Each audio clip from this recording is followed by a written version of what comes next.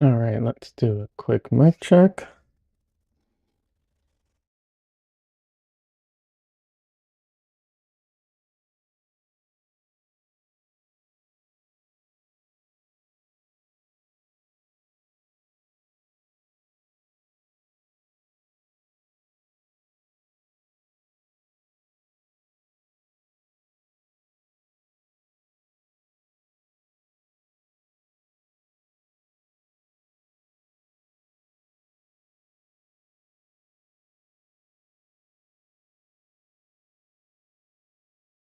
All right, looks like everything is working.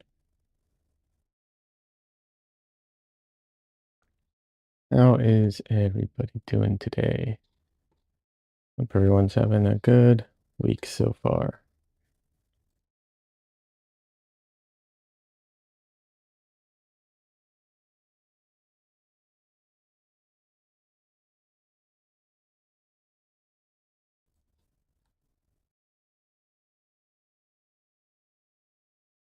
It feels very strange streaming midday on a weekday.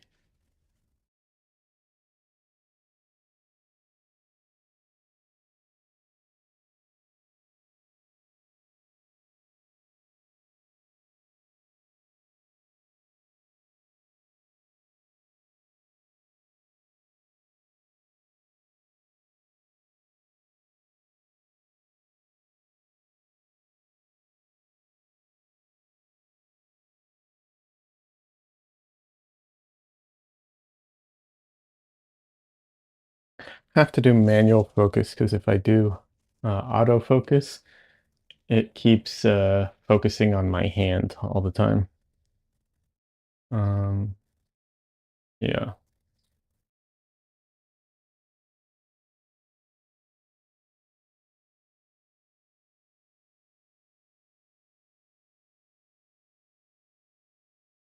All right, let me adjust something here real quick.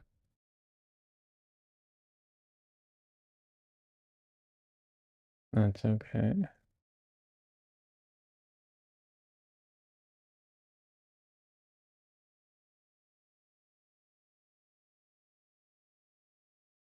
All right, there we go.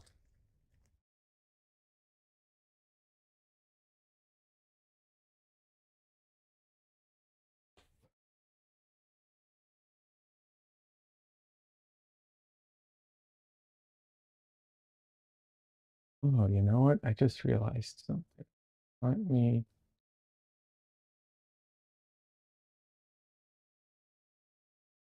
uh,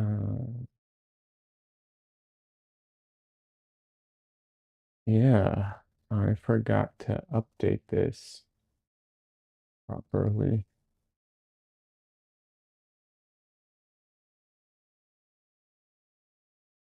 Sorry, it was,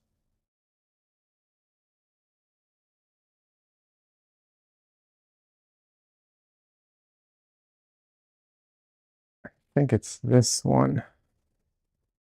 Hold on a second. I forgot about that. Hey, French fries.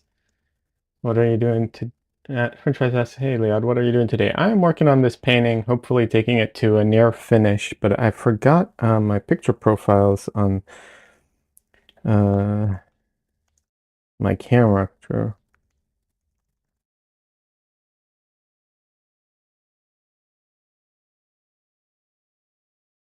I changed it for a photo for some photos, and then I forgot to put it back to the right one. Um,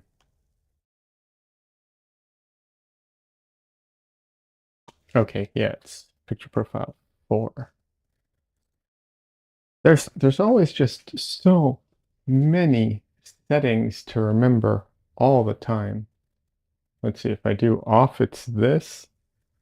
If I do 4, you know what? I think I like it off more, honestly. How are you doing, French fries? What are you up to today?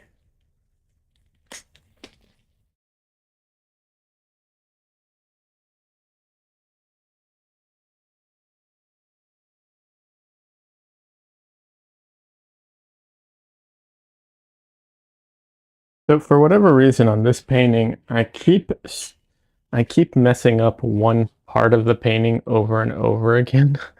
I'm really going to have to focus on fixing that part and keeping it where it's supposed to be.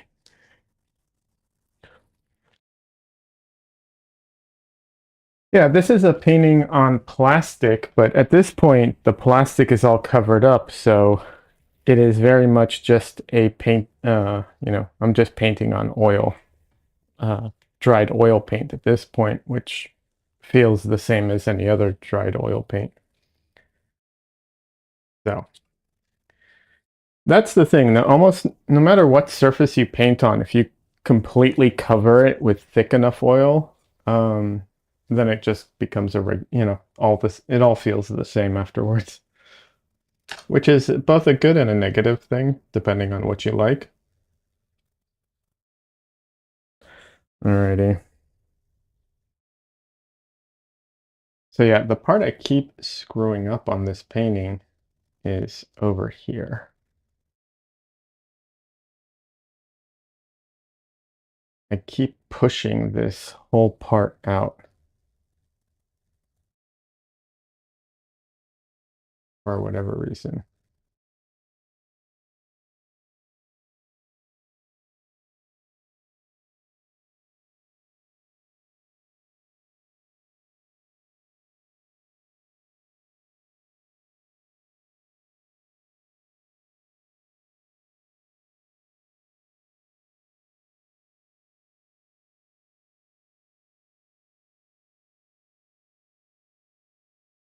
So yeah, it's nice though. I get to do an early stream today, and then later after my stream, I'm going to a local what's it called? It's a artist collective. They have like a artist night to hang out and stuff. So it's really cool. I get to do some fun things today.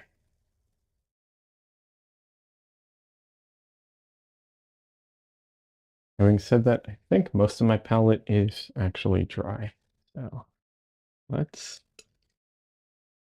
yeah, I did not realize that. All right, let's clean up real quick before I actually start painting. That would be smart. You finished a portrait this morning? Hey, congratulations. That's great. I hope you share it on the Discord. I'd love to see it when you get a chance. I'm not saying like you have to do it now while I'm streaming. I'll comment on it even after the fact. I just, yeah, it'd be great to see.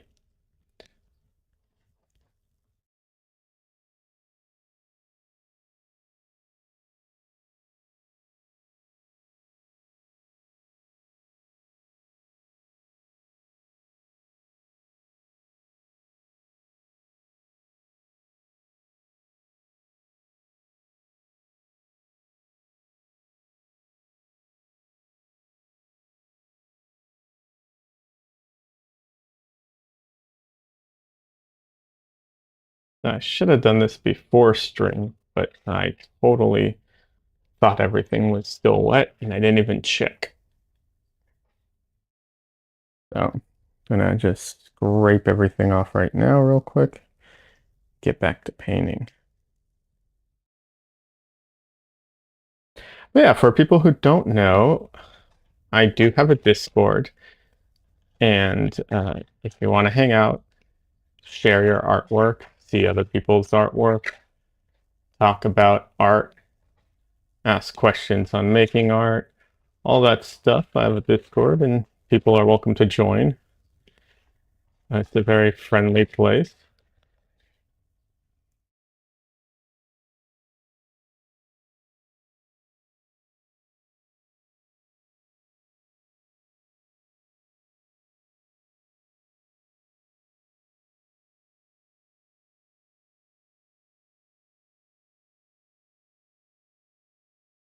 For people who paint in oils and they use well, actually, I don't know about it, non-glass palettes, but basically, if you paint in oils and let's say scraping the glass palette is too hard, the paint is too thoroughly dried and it's giving you a hard time, Uh, Rubbing alcohol, like isopropyl alcohol or whatever, will loosen it up quite a bit.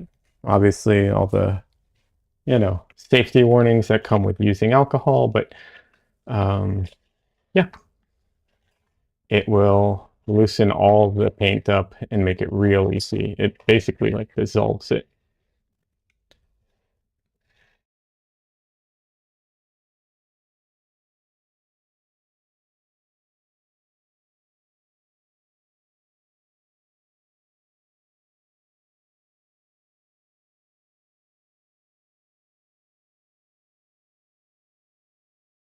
All right, that is, I think, clean enough at least for my purposes today. Good enough.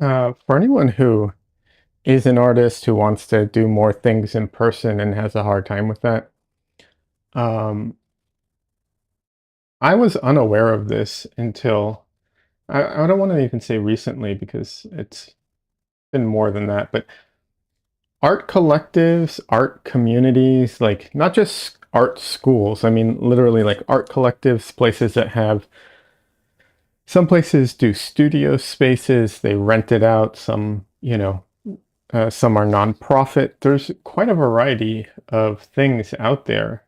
And I wasn't aware of how much people do things like that. Obviously, there's Facebook, you know, uh, Instagram, and places like that where you can try and find communities online. Discord, of course, is great for online communities. And Facebook and so on, a lot of times have connections to communities that are outside of what's it called, online, in person. Like I was part of the LA Weekend Warrior Painters, which is a great group out in LA for plein air painting. But there's tons of plein air groups, plein air painter groups, urban sketchers. There's art communities, you know, of all kinds. So if you live somewhere and you want to do more in person stuff, look for that stuff. Not every place is going to have it, but a lot more places than you might think will.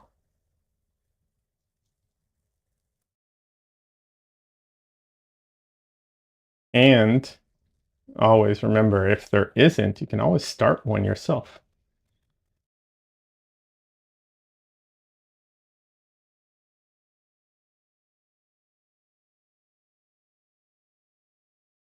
It's surprising how easy it is to start talking to other artists if you go outside and start making artwork where other people can see you. If any other artists come by, they'll often stop and talk to you.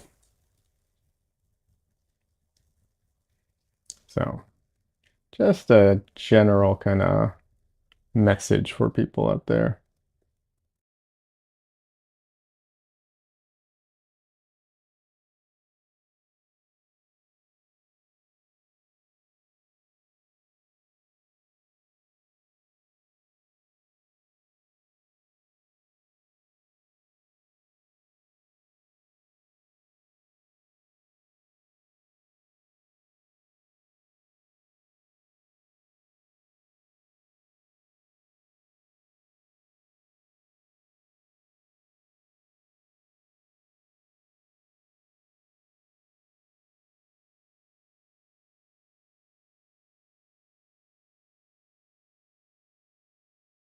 I used to go to in LA, I used to go to a drink and draw downtown, like downtown LA.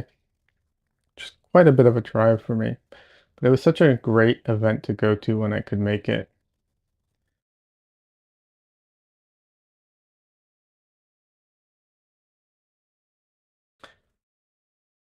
And well, LA, obviously LA is a big city, so there used to be a lot more options. I used to go to a lot of like comic book related events because I was a part of the a part of that.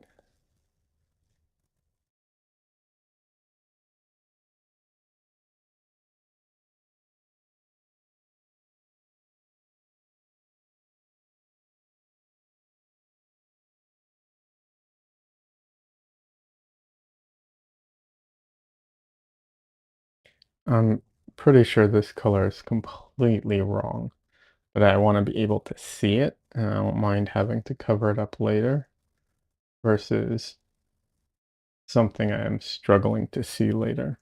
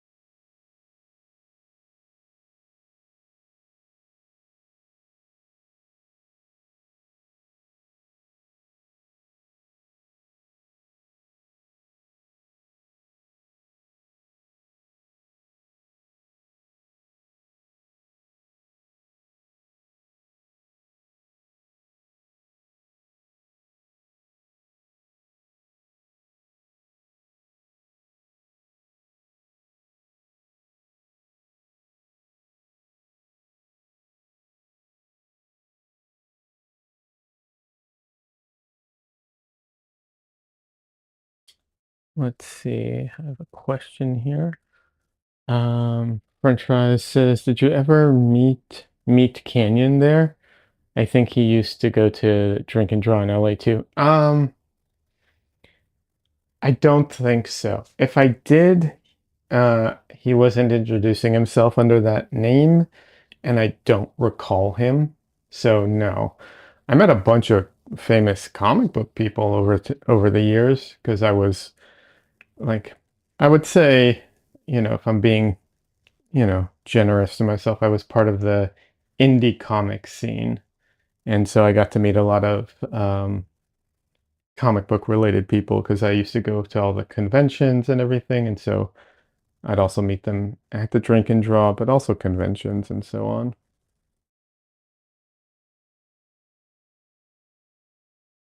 But no, I can't say I ever met Meat Canyon. I've seen some of his videos. I like him. He's very good. Uh, in his style. I don't, I haven't seen him draw anything out of his style, but I'm sure he can.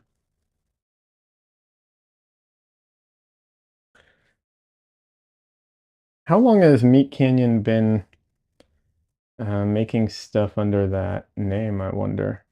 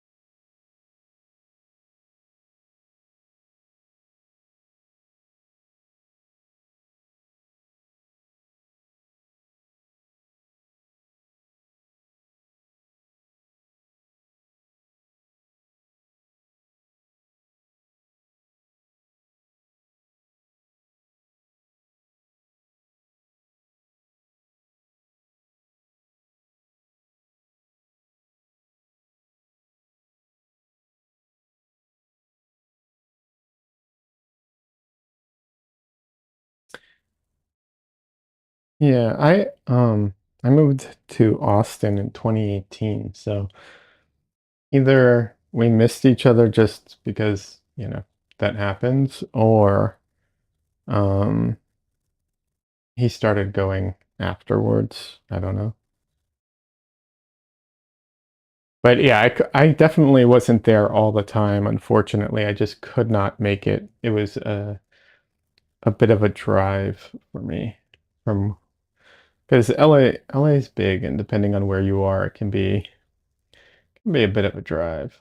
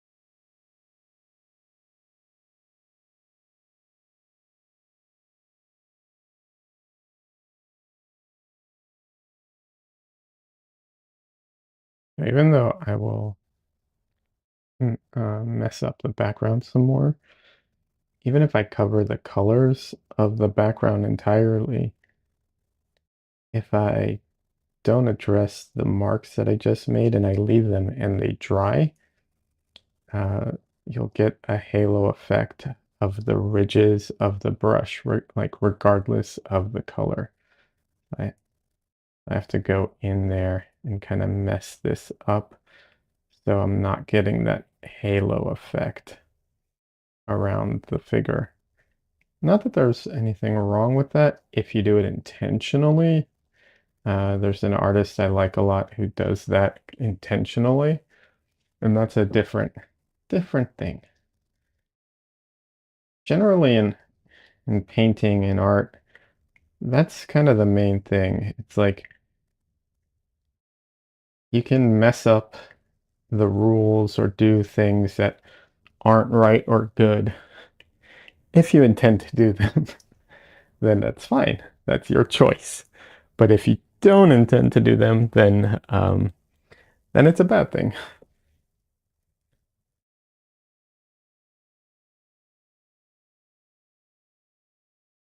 Except for, of course, happy accidents, which is kind of funny because it contradicts each other. But yeah, I feel like that's very common in art. Art is a ton of contradictions. All the time, contradictions.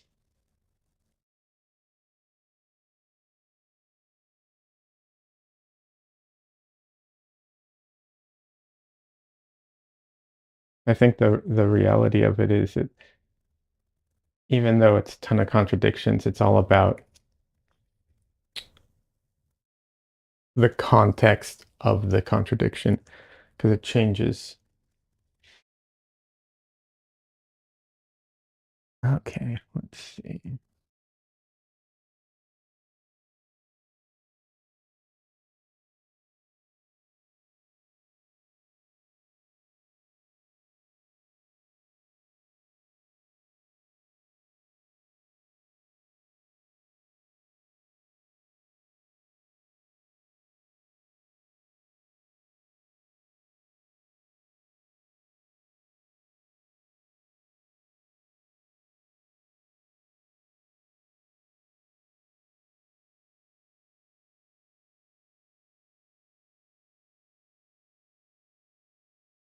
All right.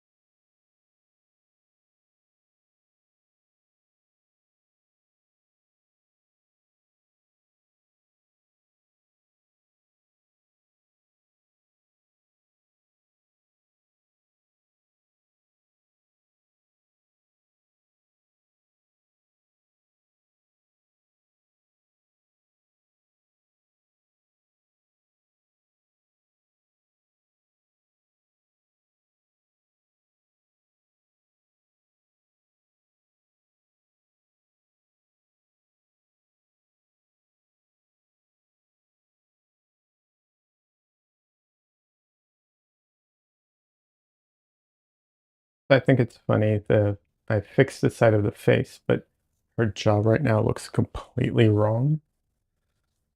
So I have to make sure to fix that.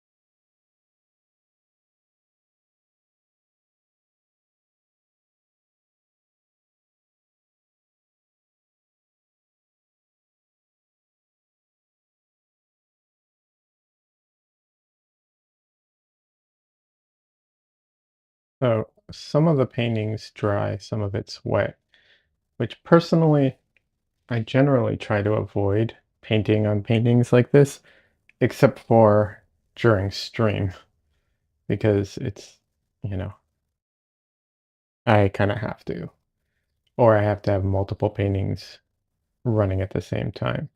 Generally speaking, that's a great system to have, but it doesn't work so well on stream, so I just do it, just deal with it kind of thing.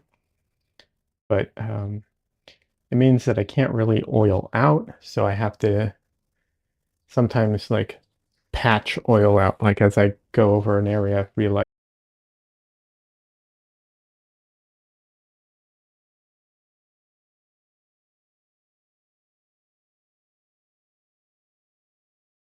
Sorry, I normally don't clean my brushes during like mid painting, but this brush had left for too long and it was starting to set. A little bit of Gamsol will help with that.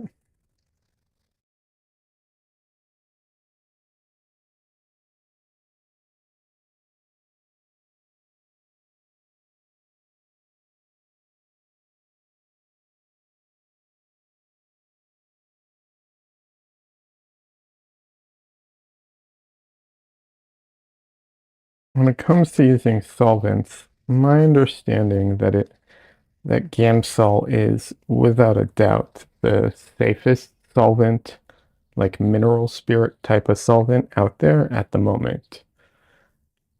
Um, Michael Harding is supposed to release his miracle medium, which supposedly is, um, 100%, well, no fumes or no toxic fumes, safe, and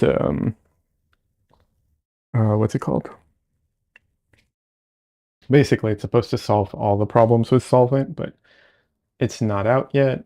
I don't know when it will be actually available for purchase.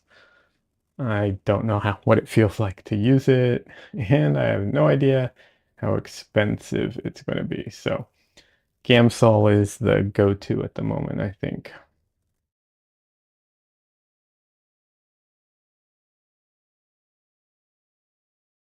It does have some disadvantages. Like I don't think you can use it with Damar varnish, if I'm not mistaken.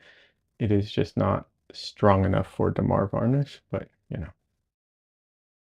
if you're using Damar varnish, you probably aren't overly concerned with solvents at that point, because you need some strong stuff for that, if I'm not mistaken.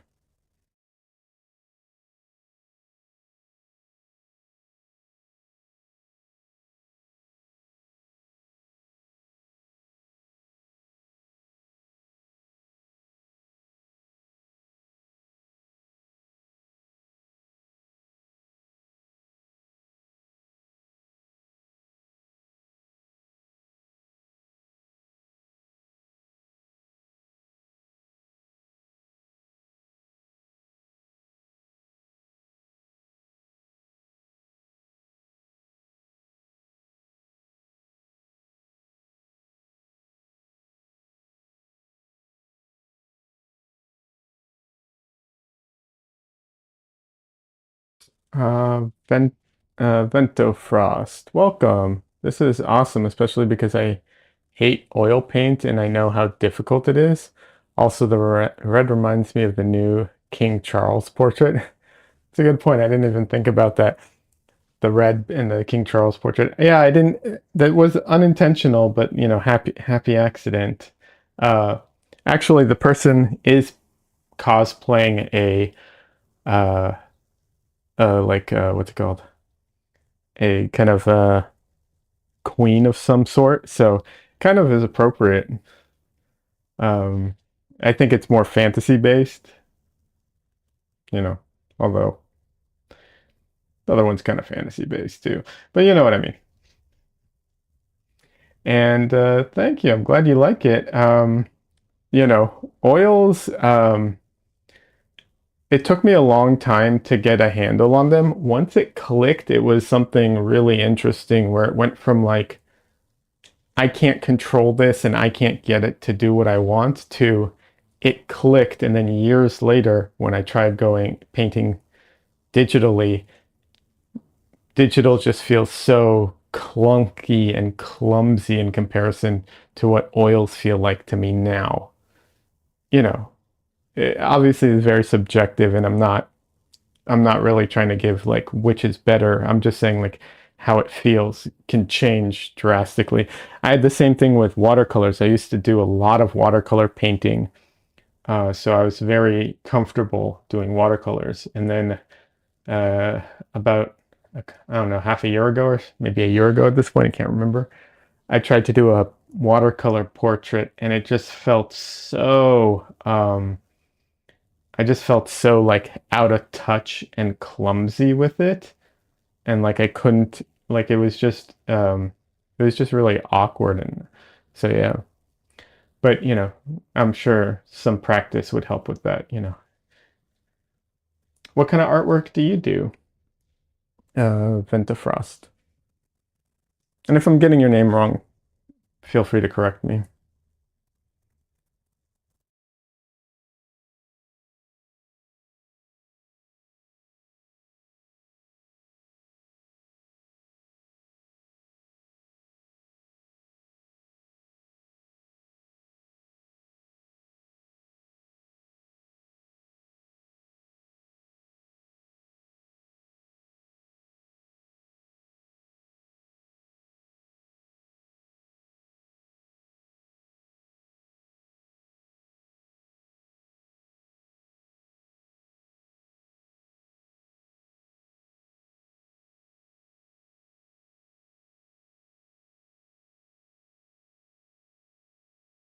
There's definitely a lot of things I bring over from when I used to paint like all digital.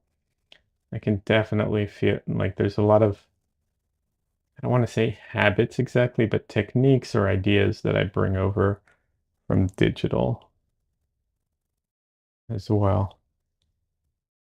Like when I start my paintings, I basically lay in flats at this point.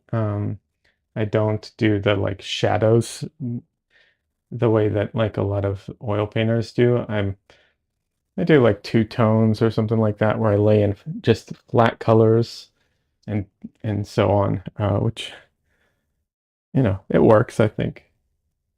It just depends on your technique, I suppose.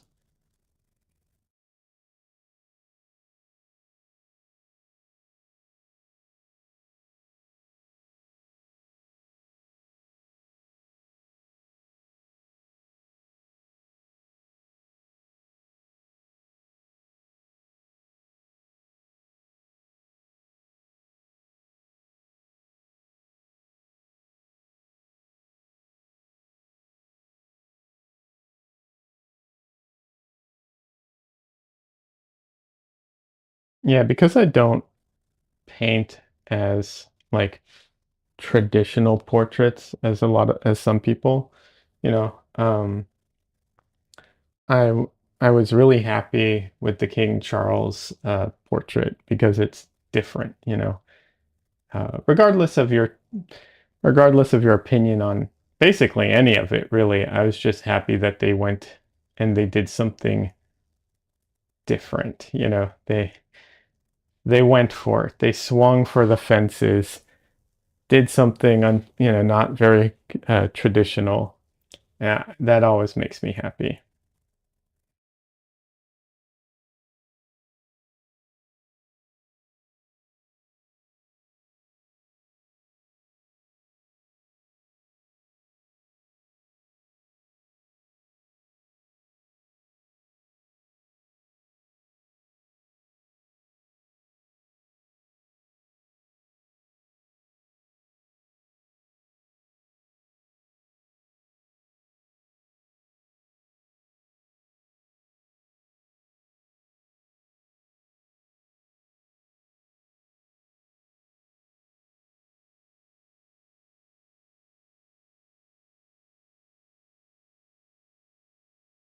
Yeah, the ridges did not really read on that pass. Let me do that again.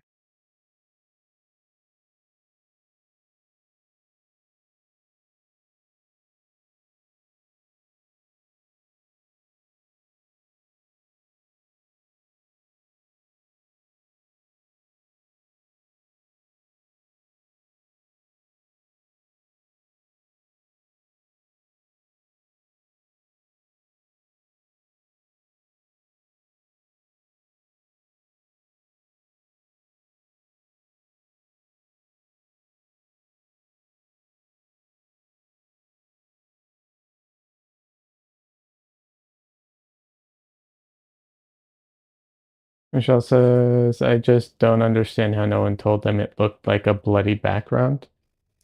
No idea.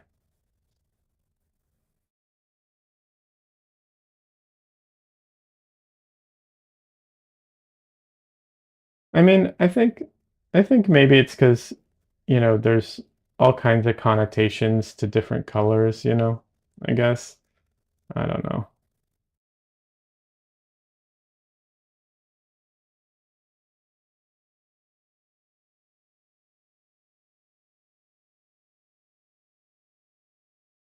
The reality is that you know, paintings of that order are usually very much done by a committee, regardless of what the artist wants, they have to get it through usually quite a few people. But having said that, I also heard that King Charles is actually an artist, or fancies himself an artist as well, or an art fan at least. And maybe he was just like, no, we're not doing it by committee, just this, you know. I don't know.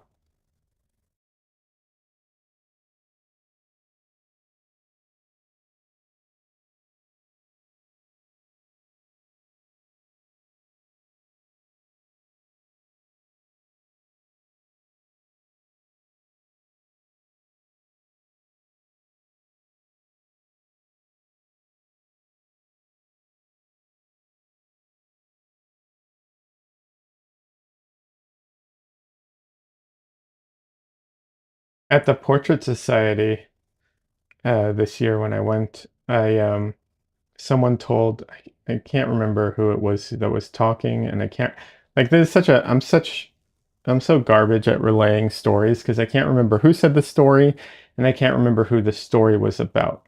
But maybe that's a good thing in this instance, um, because I'm not outing anybody. But having said that, the story that was conveyed was that there was a judge who, was appointed to a higher circuit or whatever, and someone told her that when she got appointed, that they will, do a portrait of her when she leaves to hang on the wall.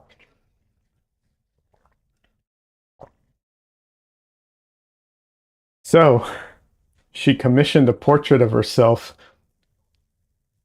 that year when she got in, when she was younger. And then she had her whole career, the whole rest of her career. And then when she left, uh, instead of getting a new portrait done, they hung up the portrait of her when she was a lot younger.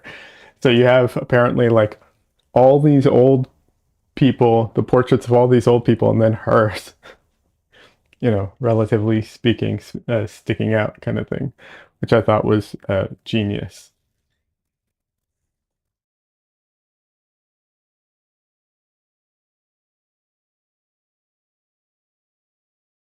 But like I said, I cannot remember the names of literally anybody in this story, so take it for what you will.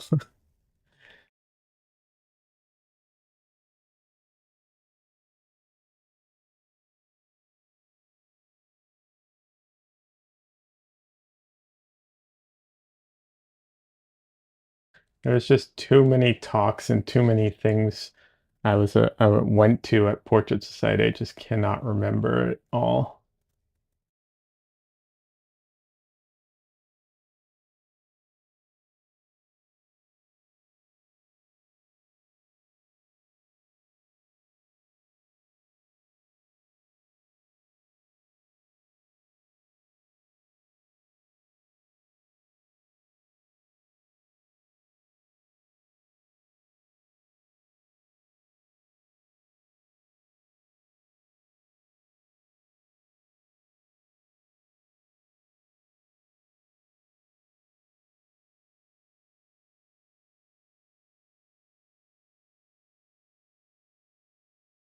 Actually, thinking of that, I need to think about Portrait Society next year.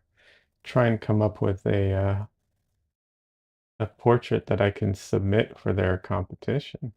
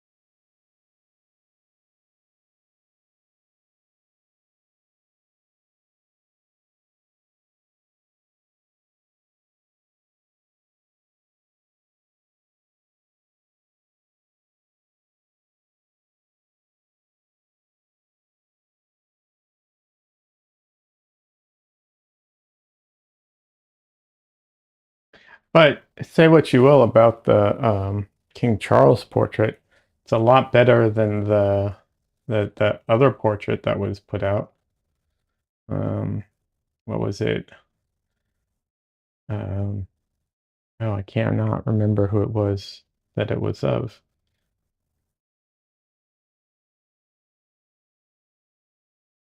It was like on a magazine or something. It didn't look like her at all. But like I said, can't even remember who it was. Middleton, was it? Or am I getting my names confused? I'm dyslexic and I get names jumbled in my head all the time, so sometimes it's a little difficult.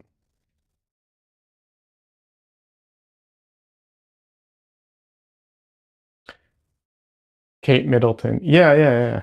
I am. That's who it was.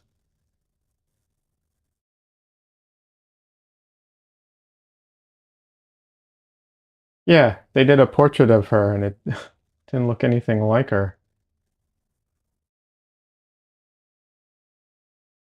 Which apparently is the style the artist was going for, which makes me feel like it's not the artist's fault, but rather whoever commissioned her for it.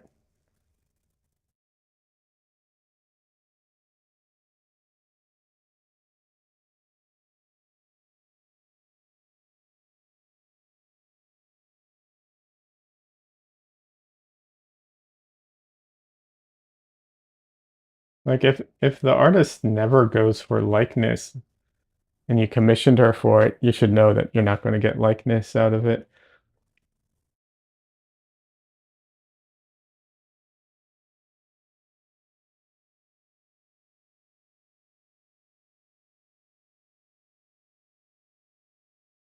Maybe they didn't care, and maybe it's just online everybody cared, but yeah.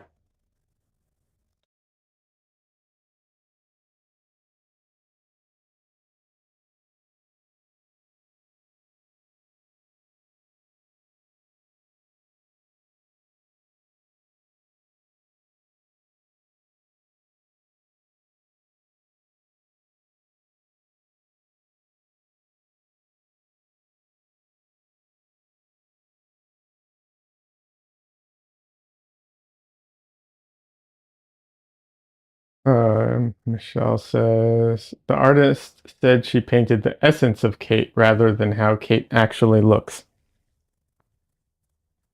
You know, like I said, if that's the what she normally does, then uh, I guess that's what they wanted, or they chose the wrong artist. Well,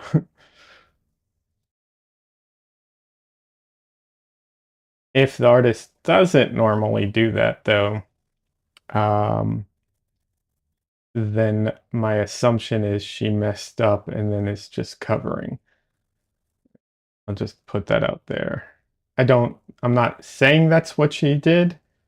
A lot of artists have really unique ways of looking at things, and a lot of artists do not care about likeness in the slightest. So, yeah.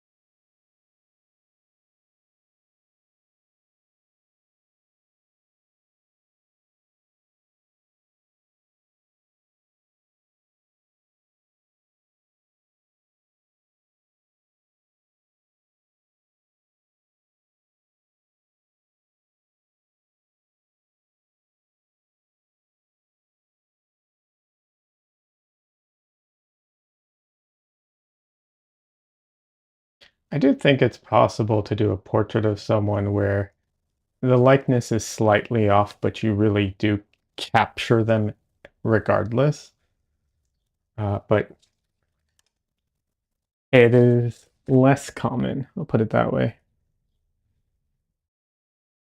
Excuse me for a second.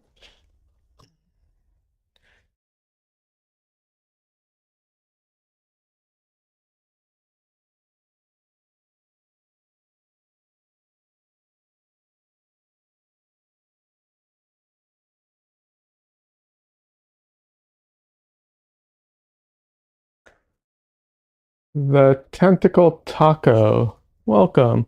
Kind of looks like the Prince Charles painting, but less bloody. you know, Thank you. If it ended up looking more bloody, that would also be okay because the person in the reference is dressed as like a warrior queen. So it wouldn't be out of place. Granted, you don't get to see that because I cut it off at the shoulders. But yeah, she's wearing chainmail and everything. I think it looks really cool, actually. Thank you. I appreciate that.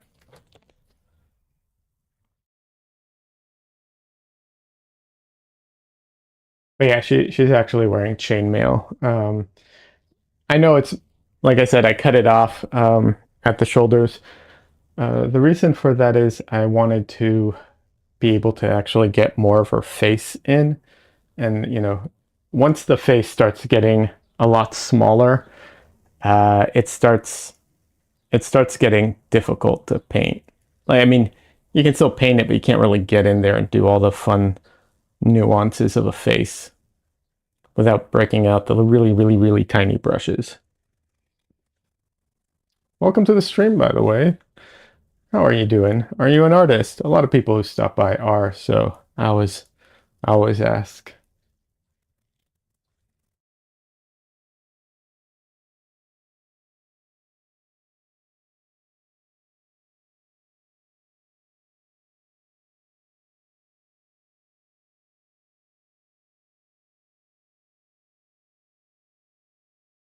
The one of the things about this painting in particular was I wasn't sure what it would be like to paint on this surface that I'm painting on.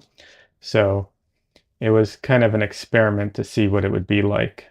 Turned out fine, you know, but it was just a completely new surface that I was trying out.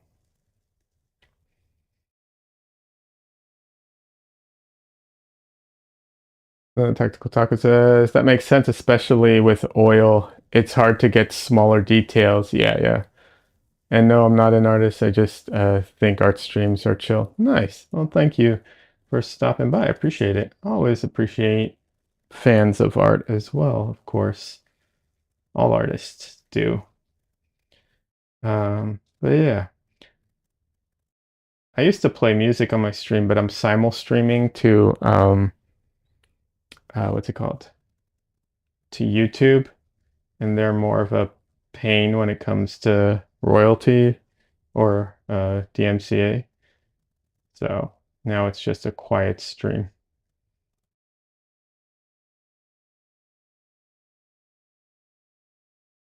The Tentacle Chocolate says also non-digital artists aren't common anymore.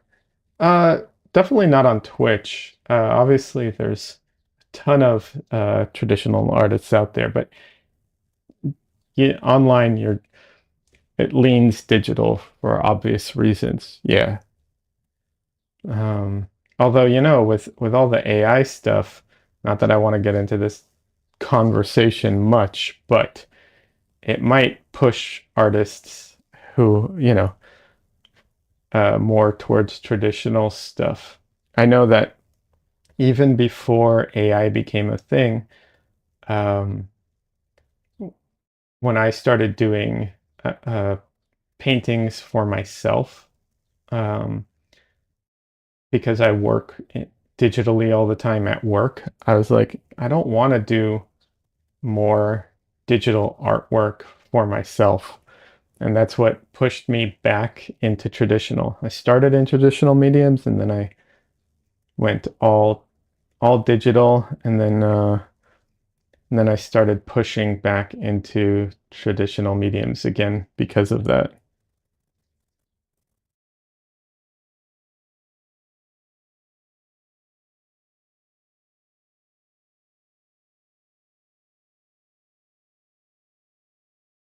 And now there's this thing.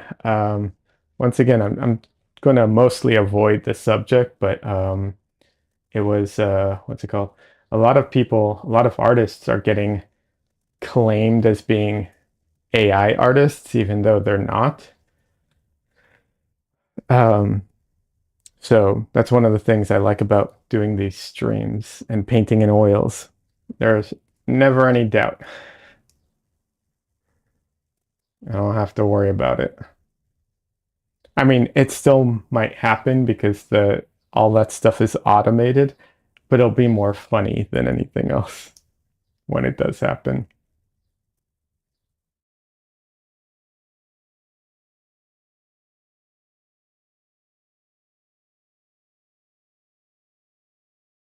On Twitch, if you like artist streams, friend of mine, Don Leo, he streams. Um, let me. It is. Um,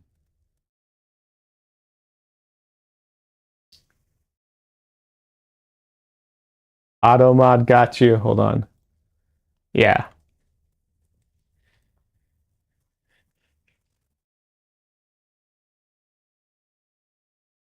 Yeah. My friend. Yeah. It's all good. Um, Don Leo. It's Donley underscore O with three H's. He streams on Twitch. He's a digital artist, but he's really good, and his streams are a lot of fun. And then if you want traditional, um, yeah, the auto mod's very aggressive, which you know I'll take it rather than overly laxed, I guess. Um, Arthur Gaines, I haven't seen his streams in a long time, so maybe he stopped streaming. It's been forever since I even checked. But yeah, he used to stream on Twitch. I think he still does. He's amazing. Highly recommend him. Over aggressive is better than having people saying slurs. Yeah, I agree.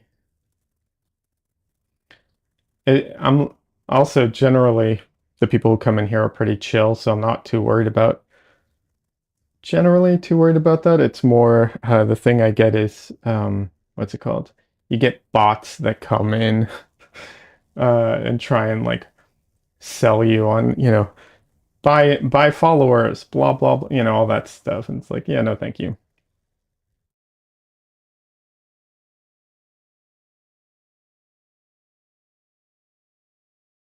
Oh my God, those bots are so bad on Twitch. Yeah, they are. So, uh, luckily, like I said, the overly aggressive auto mod seems to be pretty decent at it so far. They can be, but they can be pretty annoying.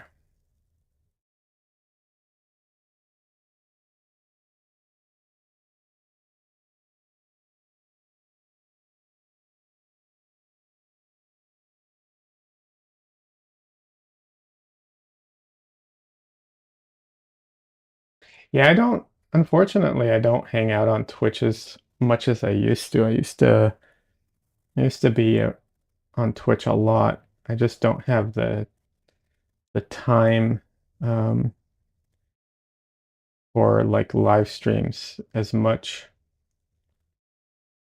So I can't recommend like the reason I mentioned that is because it's harder for me to recommend uh, artists because I don't know who's still around and who's streaming. You know, Catbox was or Cat. She was a lot of fun. I think she's still streaming, if I'm not mistaken. Very different style, though. What kind of artwork do you like? Like, what is your go-to? Obviously, you can like a variety. It's not, limited, but like, some people have a general go-to kind of thing. Mine used to be comic books, and now it's oil paints. So, still love my comics though. I still have I definitely am interested in comic art and actually in anime or you know anime and manga style too. I don't draw like that or anything, but I still love it. Although on Twitch, you gotta be a little careful with those streams, you know. Tactical Taco says, I don't really have a specific type, I just like art. Yeah, absolutely. Like I said, art, that's what's great about it. It's very easy to like a wide variety of things.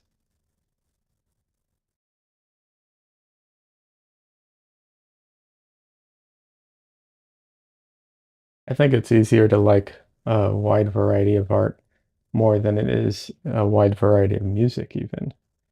It's just one of those things we're exposed to so many types of art, so many types of styles with movies too and everything. It's easy to like a huge variety.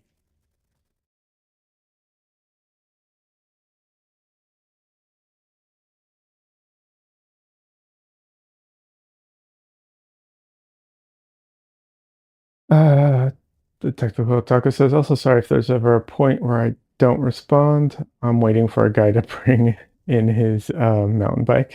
No worries.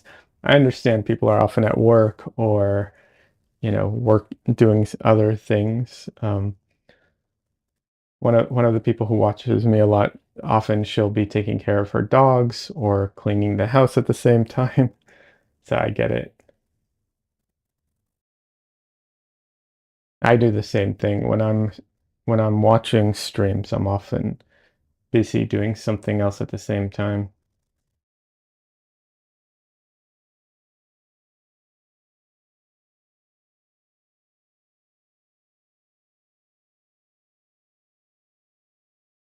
So do you repair bikes? Oh, here we go. I run a little repair shop and this guy is rescheduled like 50 times. Well, there we go. Got the answer. Well, that sucks that he's rescheduled like 50 times, but the shop sounds cool.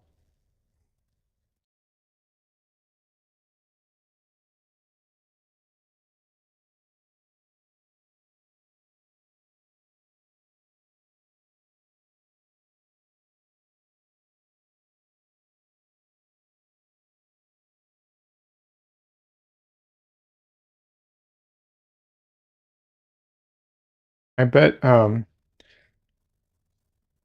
just thinking about it. Like here in Austin, I doubt there's many places that do bike repairs, but I bet in other places where people use bikes a lot more, it's very common. Uh, I eventually want to get a license to sell mountain bikes and parts, but for now you just fix them. Okay. Oh, good luck with that. I'm sure you'll get there. I know things never happen as fast as we want them to, but yeah, I'm sure you'll get there. I'm an impatient person. I often feel like things aren't going as fast as I want them to.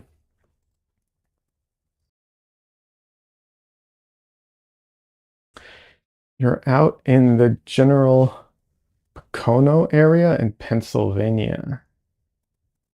Probably butchered that pronunciation, but you know, is what it is. Um, okay. I've never been. I've never been to that area. I don't think I've ever been to Pennsylvania. There's a lot of mountains and stuff, so you get some customers. Nice. That's cool.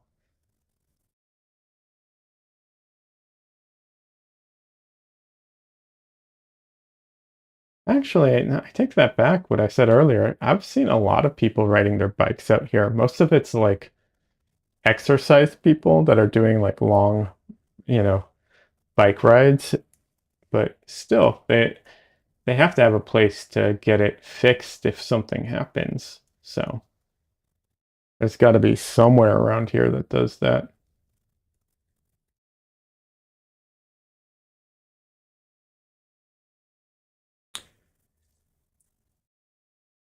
I remember years ago I tried to ride a bike after not riding a bike for years, right? And they say it's like riding a bike. And that's sort of true. I could technically ride the bike, but like I could not do sharp turns like I used to. I could not do any of the like I was so clumsy on it. I would not trust myself to do much riding without a lot of practice. Tactical Taco says, back when I lived in Austin. Oh, you lived in Austin. That's cool. I would see people biking pretty often. Yeah, it depends where. I'm sure there's a lot more downtown. I live out kind of far out of downtown. And so only people that bike ride around here are people who are doing it for like sport, for exercise. No one here just rides to get around kind of thing. But I could see that in the city because they have a lot of those scooters too. So yeah, I could see that.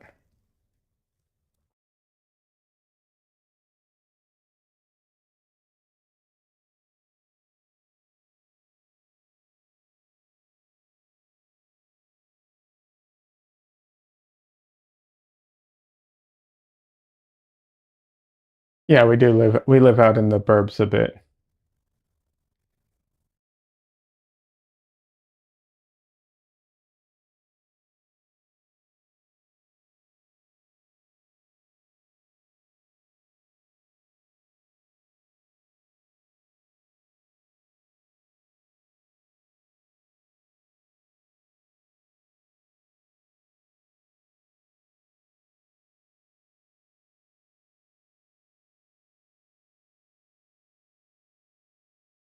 Yeah, downtown is overrun with those stupid electrical scooters.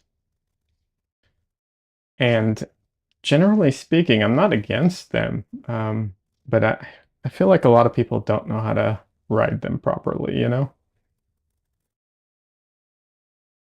You lived in the Red River area. Best thing ever was the music and beer for sure. Yeah, very, very popular stuff out here. Actually, I have to check. I recently had a painting in a auction for a charity, and I haven't heard back from them. You reminded me of that because the auction and the charity event was held at a brewery, and I have to check what happened with that.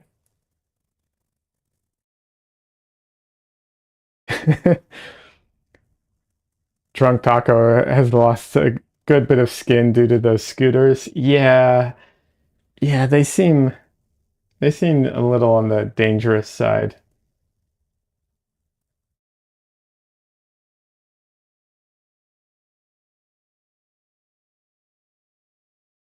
especially when you're bar hopping or something like that. You know, I could see that absolutely. There's a cute video online right now. Someone, I forget what his name is. He's a he's a content creator. Um, he made a car out of those scooters. Um, it's a pretty funny video. It's very, very silly and makes absolutely no sense why anyone would do that, but entertaining.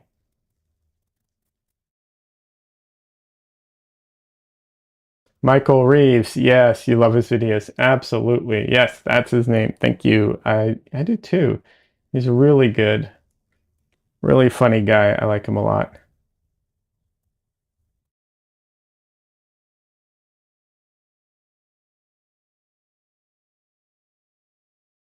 I'm glad you knew his name because I could not remember it.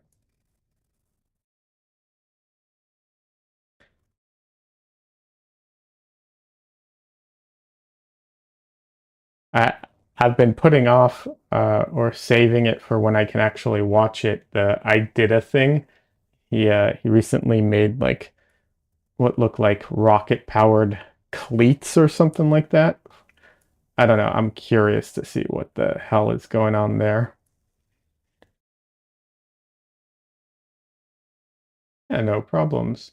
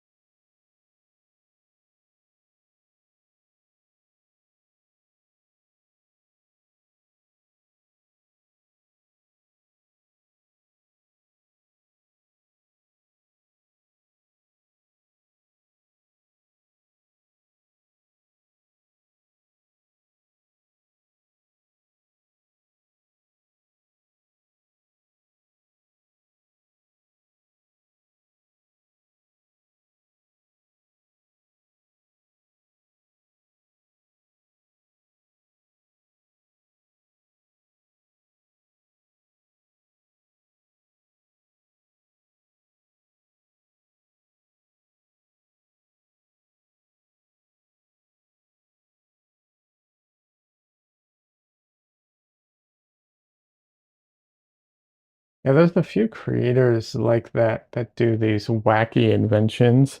There's one guy who he made a chain whip, which was absolutely insane.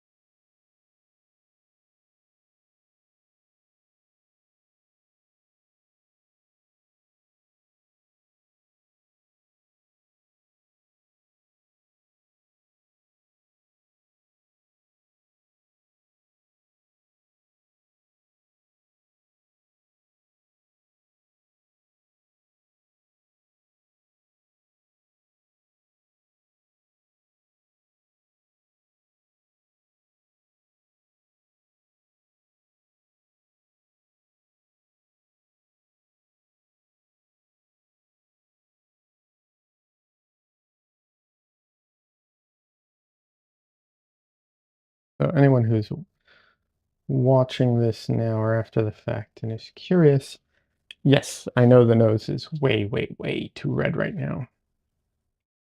Also too dark. The idea is trying to get some of the structure back. So I'm simplifying the color, breaking it down into shapes. And then what I'm going to do is I'm going to go in with the light colors and use the light colors to help bring back the form and uh, hopefully bring it to a finish that way.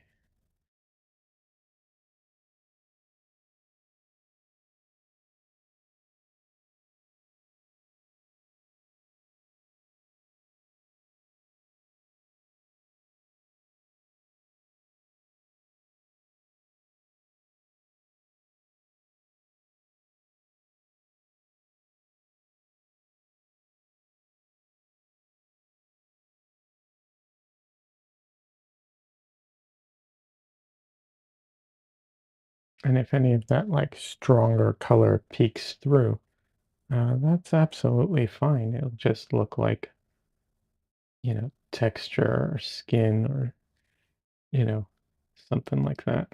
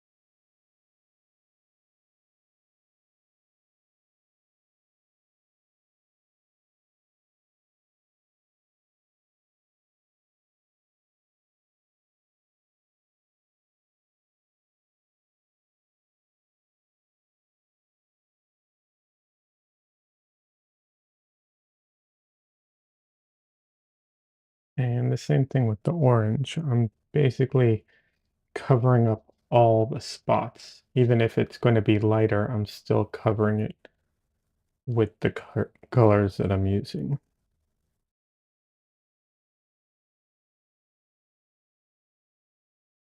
I'm not trying to do the like, I'm not trying to fill in the areas. I'm trying to fill in the whole section and just layering it.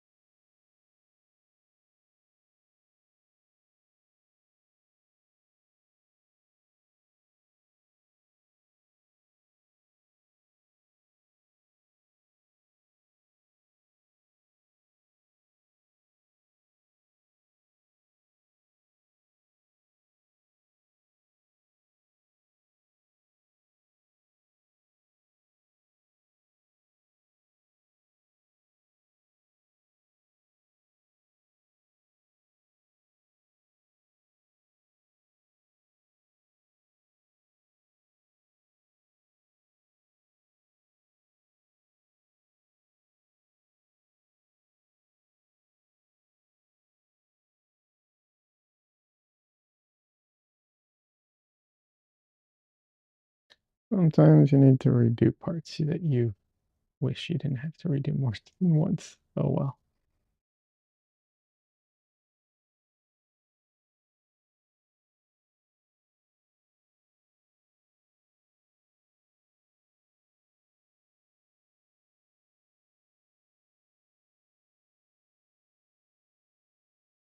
Oh well.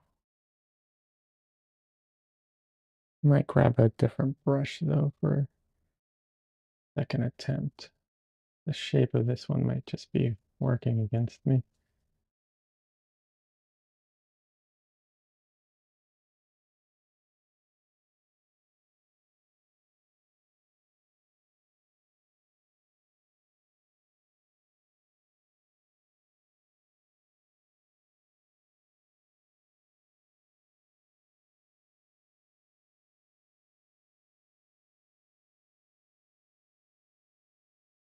There's a big difference between blaming your tools and recognizing your particular tool's limitations or inclinations, tendencies, so on.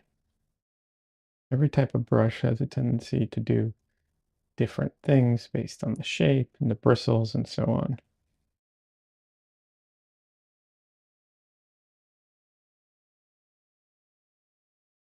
That's why some people love round brushes, some people love filberts, so on. And people will switch them up depending on what they're doing. So, yeah.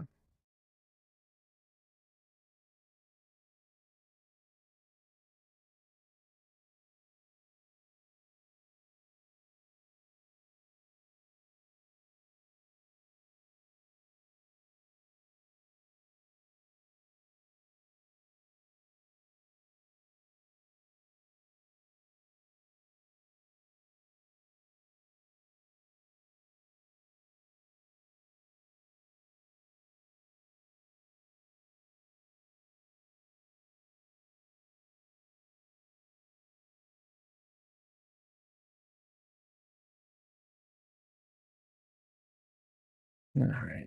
I keep getting notifications on this. Okay.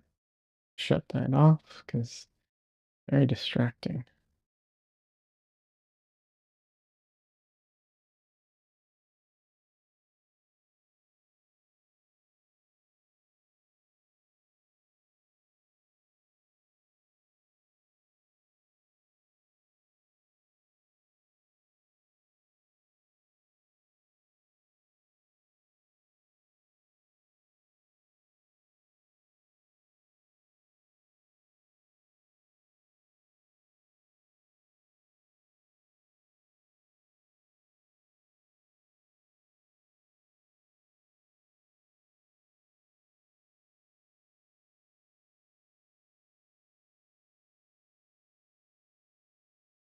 Oh, welcome back.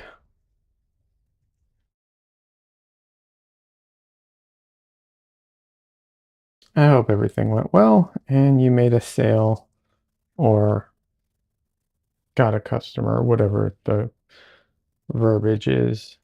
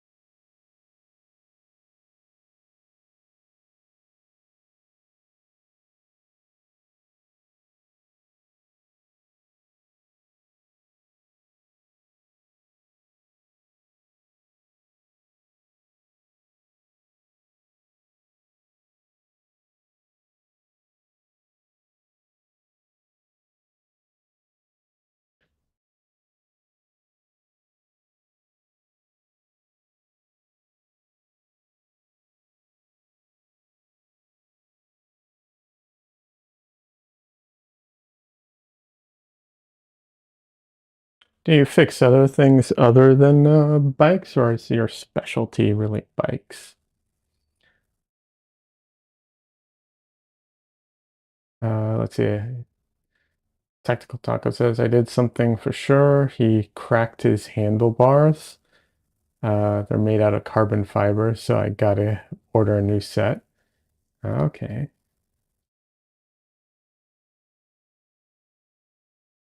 I know carbon fiber is very light, and I know it's very strong for the weight ratio, but is it very strong just in general, or because they try and make it so light, is it very fragile?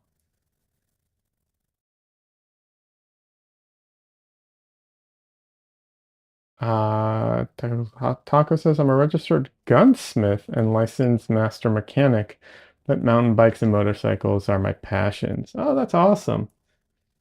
It's good that you're following your passions. I think that's great.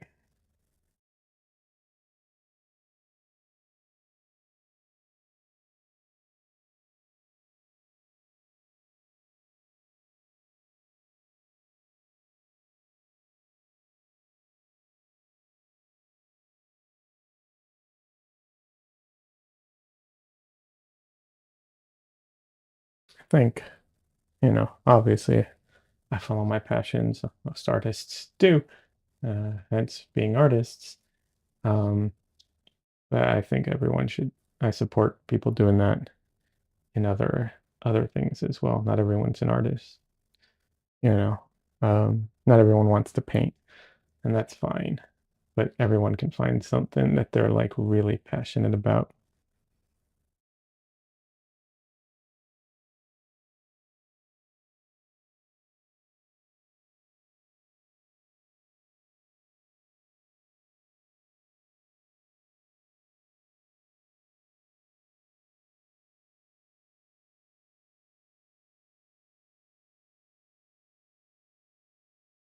Let's see. It says carbon fiber tubing, like the handlebars, are strong but not near uh, the steel or good quality aluminum. He tightened the bolt too hard and it gave it a pressure crack in the center. Yeah. Okay, that makes sense.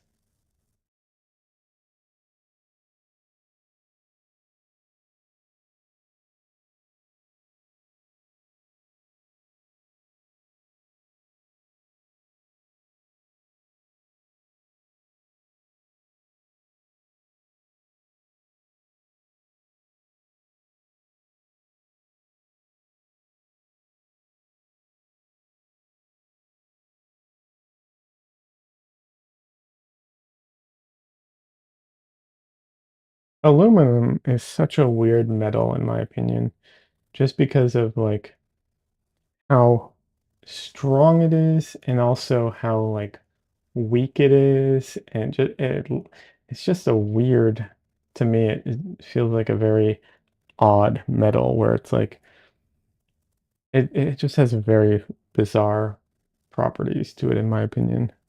Maybe that's just because I don't know enough about metals. That might be the case, but of the metals I'm generally exposed to, it comes off as a weird one. Tactical Taco says the frame of my mountain bike right now is actually entirely carbon fiber. Interesting. He also says aluminum is wild for a lot of reasons. Okay.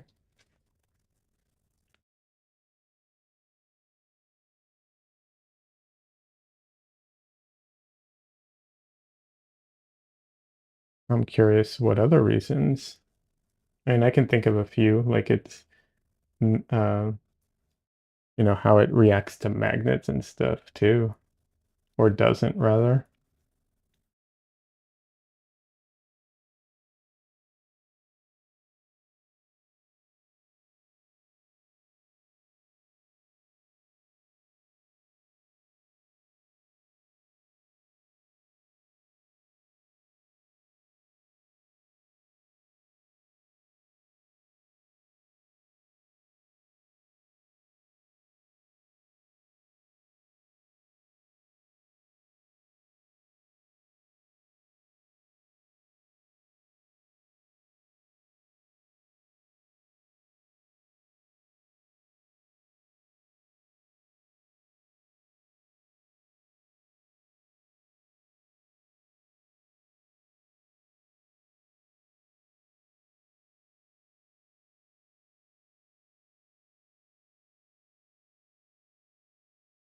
Let's see. It says it's oddly strong for its weight, but also really soft. Yeah, exactly.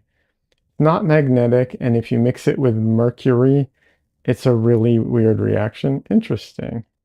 Yeah, I paint on aluminum panels sometimes. Not this one. This is actually plastic. But I use these things. They're aluminum composite. So it's aluminum, plastic, aluminum. Um, and this is just a scrap piece, right?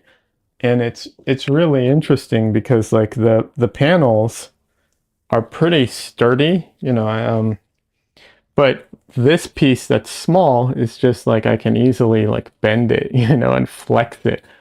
But I'll also never be able to get it straight again. Once it was, I just I'll never be able to get this straight enough to paint on. I mean, obviously it's a piece of scrap. I don't care, but yeah, it's strange.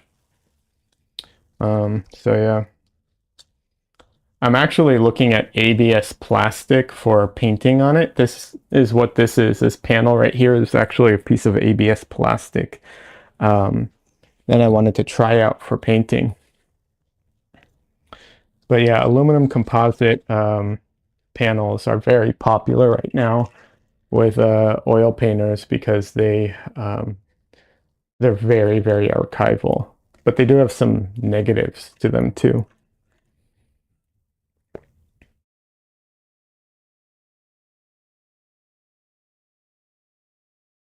The aluminum they use is so thin um, that it's very easy to like dent it and damage the panels. And once it's damaged, that's it, right? Like there's nothing you can do about it.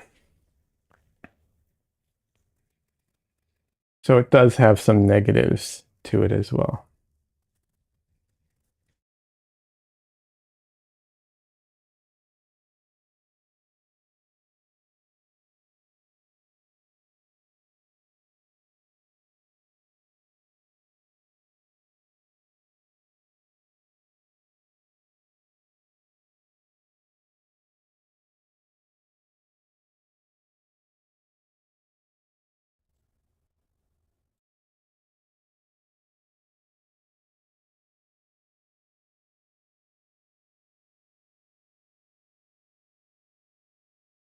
Luckily, I've never mixed any of my panels with mercury, so I don't know what the reactions are. Although I'm curious now, I might look it up for fun.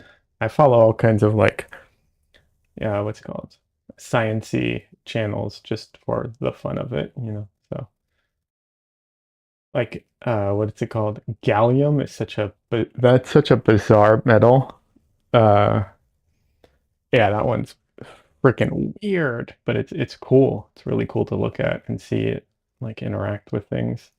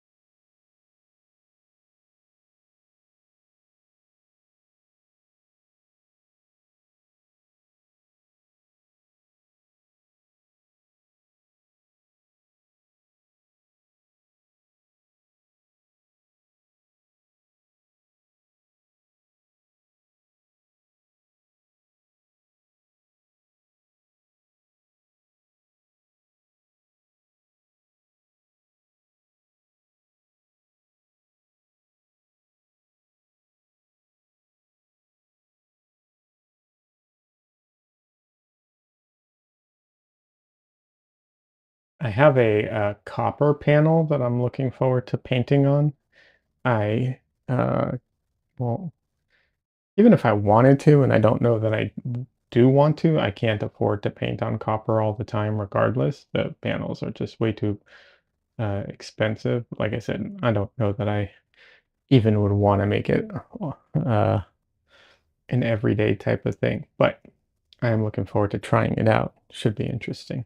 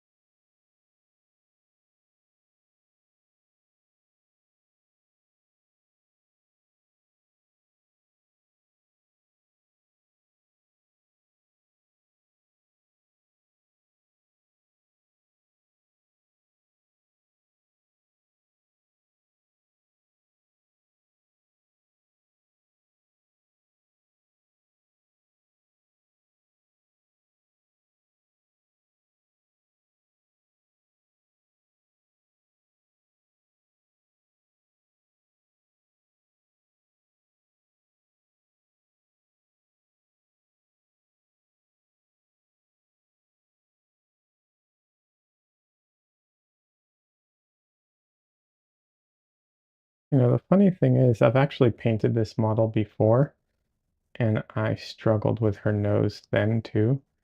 And the lighting was very different, but I still struggled with her nose. And here I am again on the same model, still struggling with the nose. It's interesting.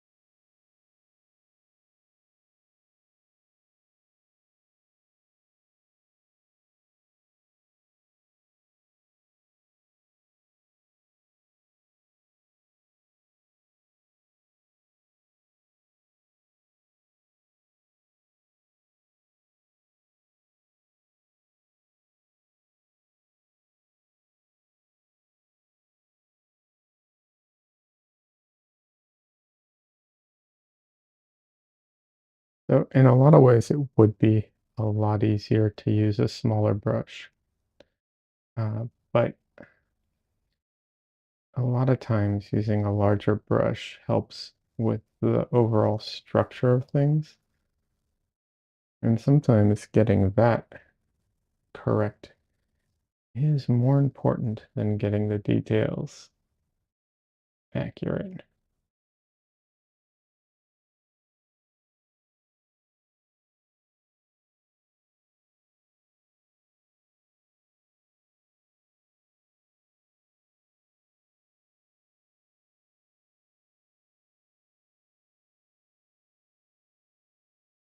Also, she has freckles, which I realize is kind of throwing me off. But that's neither here nor there. That's just something I need to work on.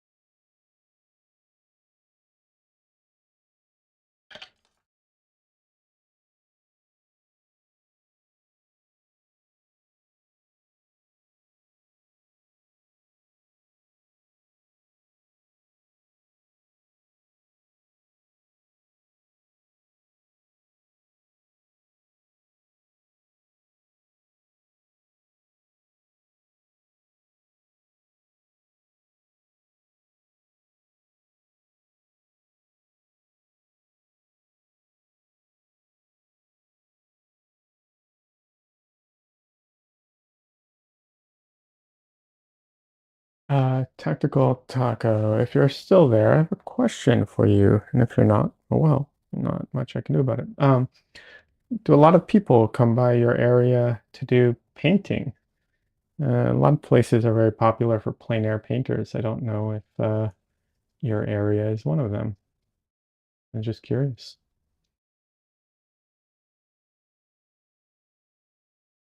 Could be a huge hotspot. I wouldn't know. I'm not a plein air painter.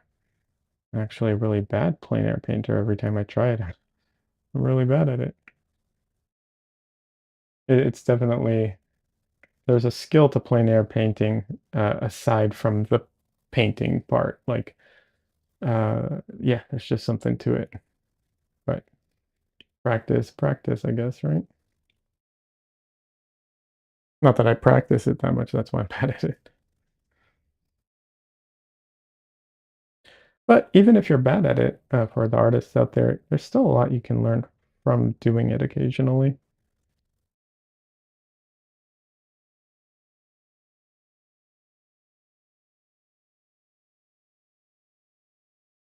Because the way we see color and the way cameras see color is not the same.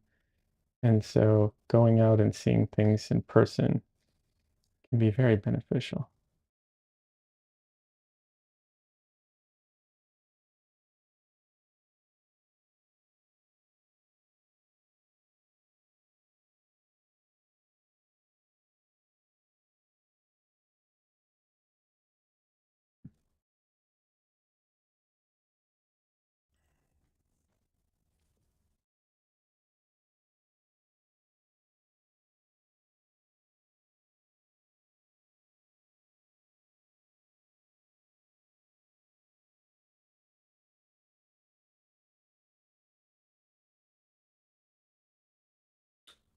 Dresden, baby boy.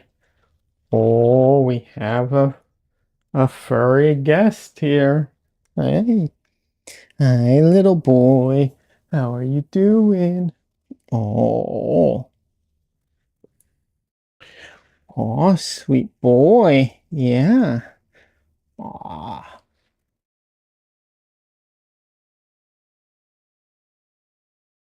there we go.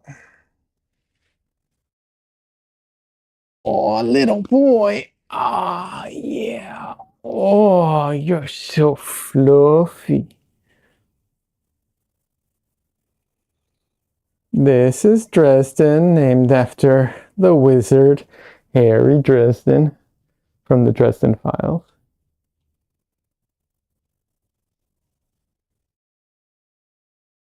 I wish you could hear him purring. Unfortunately, I don't have my mic set up in a way that will do that.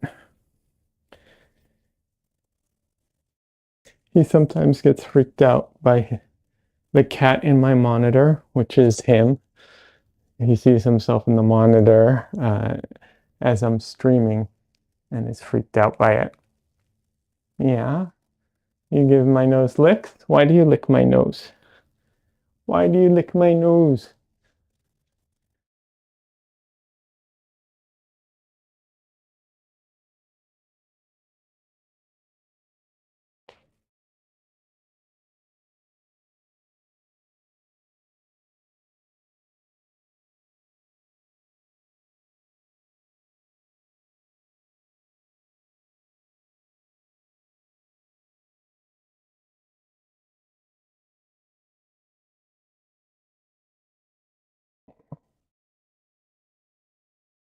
Okay. Oh, I really wish you could hear the purrs.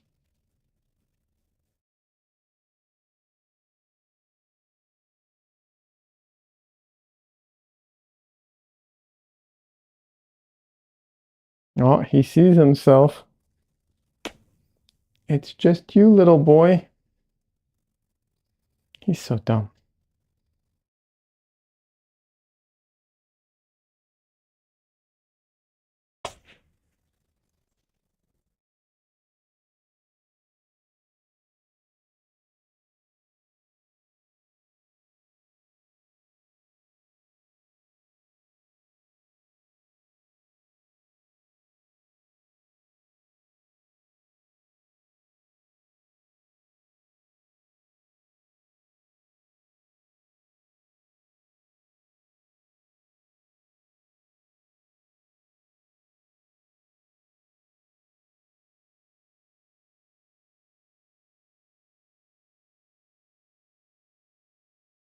important when painting to take some breaks, stand back, see where things stand.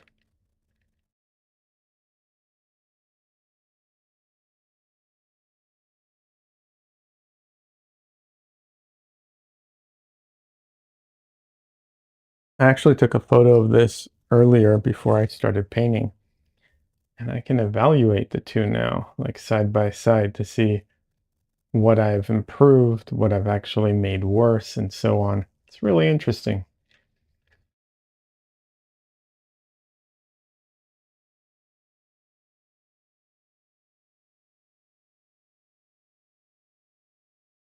Starting to come together. I don't want to do a super refined painting on this anyways, so I'm definitely going to be like leaving some of it unfinished or, making it very brushy on purpose.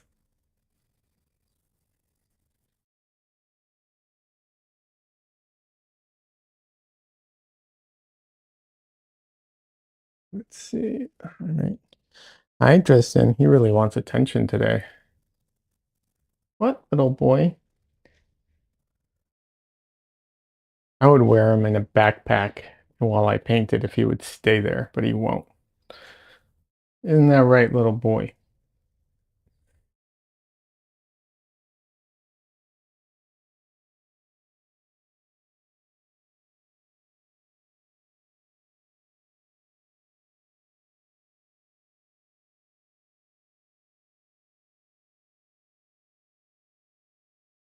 Generally, I try not to let the cats sit or underneath me, like when I'm painting.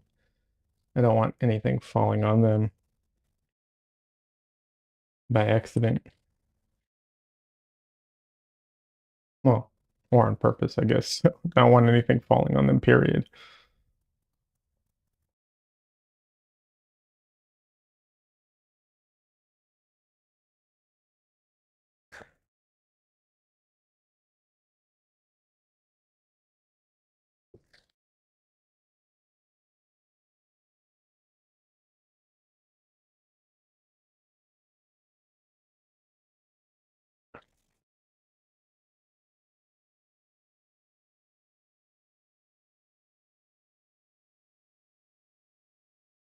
Also, why I wear gloves because of the cats.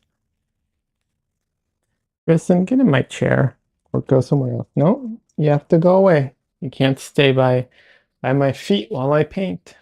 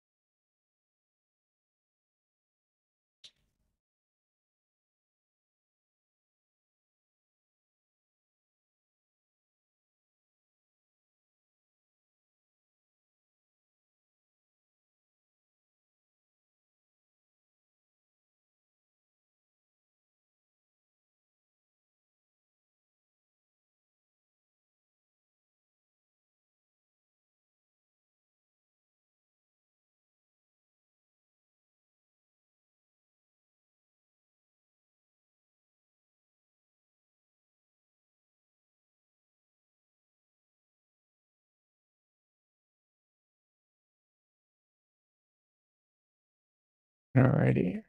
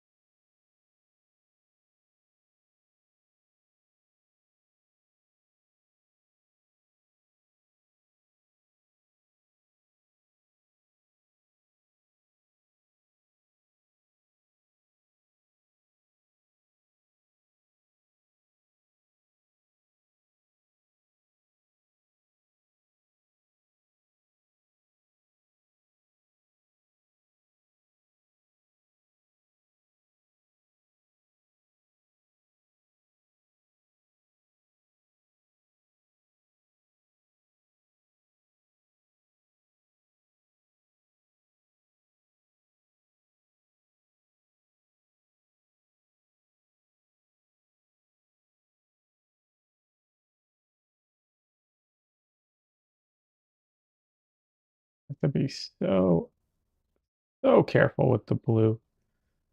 Just the smallest amount will be too much.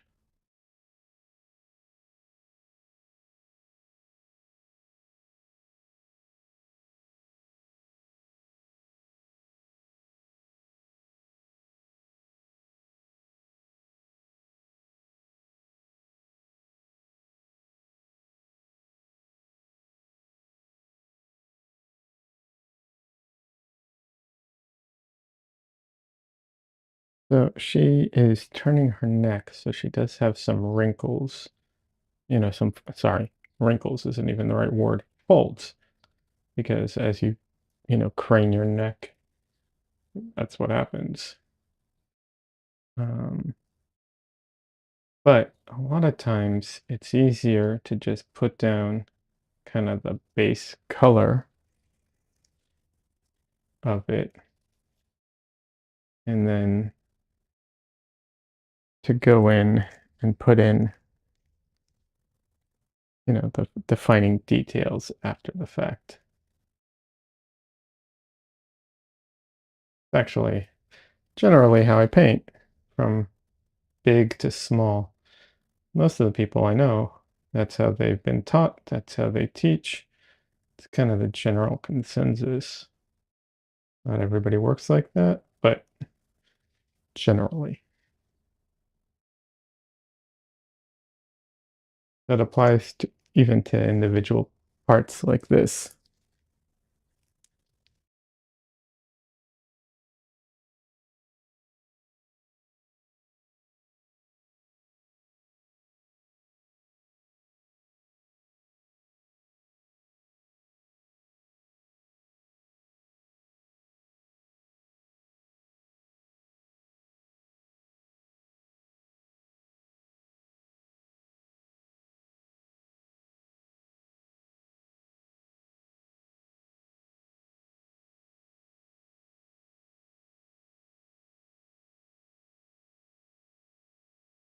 The last one is a little off, but I'll go in and clean that up.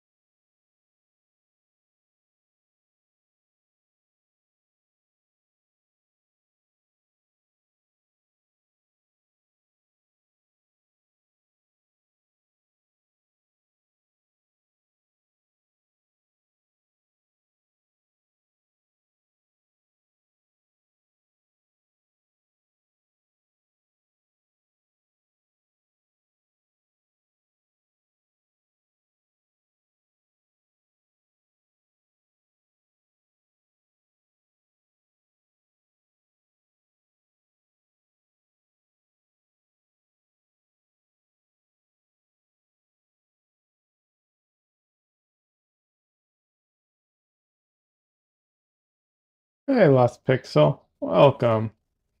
Good to see you. How you doing?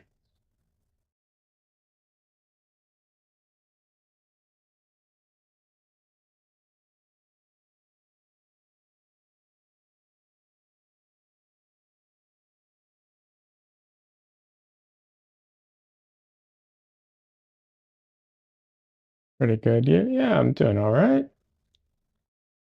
Just trying to get this painting, you know, take it to a finish. It's not quite there yet, but I'll get there eventually.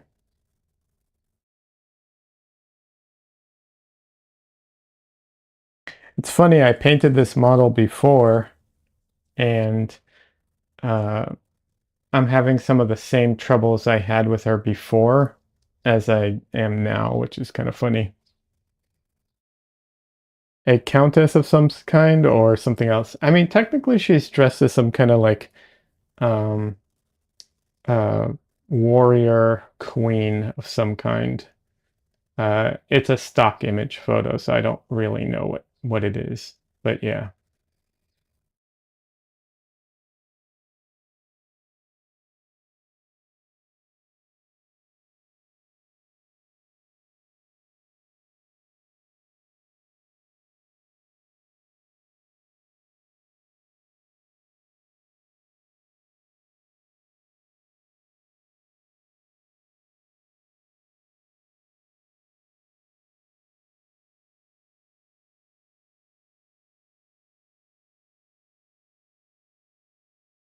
Yeah, she's actually wearing like chainmail, and I will hopefully clarify the chainmail a little bit more so people can understand it's chainmail. Although I don't really want to paint all the, details of chainmail. So I'll live if they don't.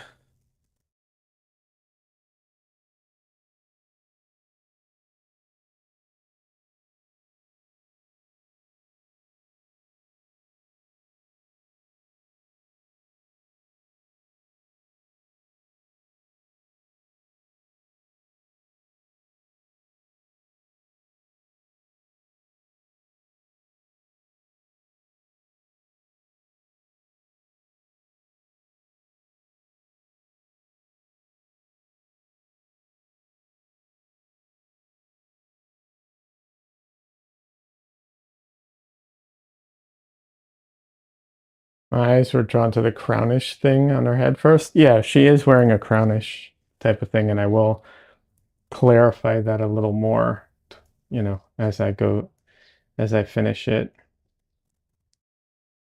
Because yeah, it needs a little more clarification. It's a little too abstract at the moment.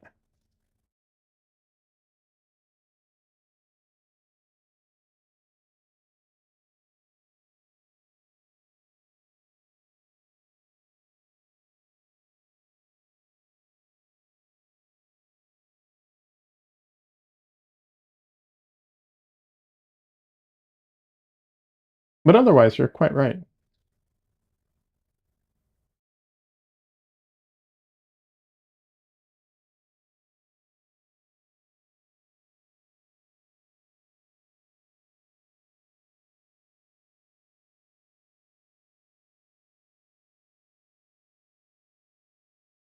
Still looking good even at an early stage. Oh, thank you.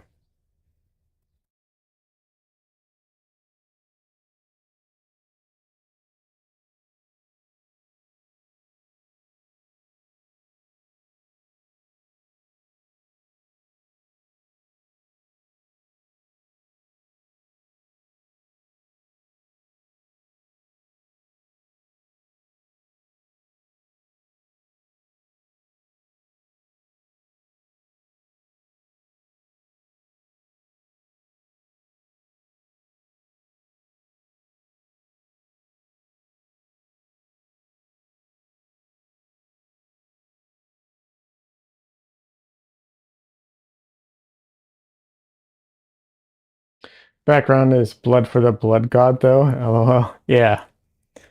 Yeah, it definitely has that kind of feel to it.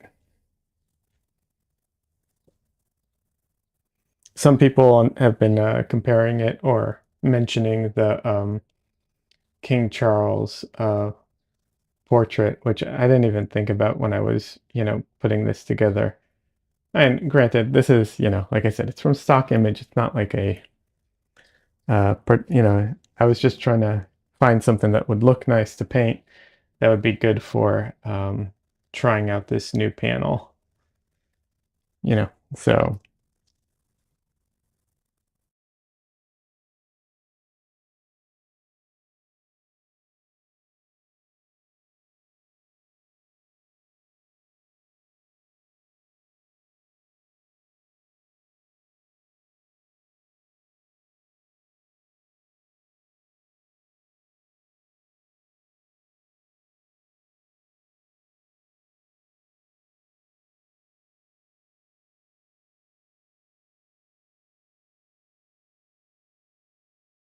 Don't get me wrong, I totally see it. It definitely has some resemblance to the King Charles thing. I just didn't think about it.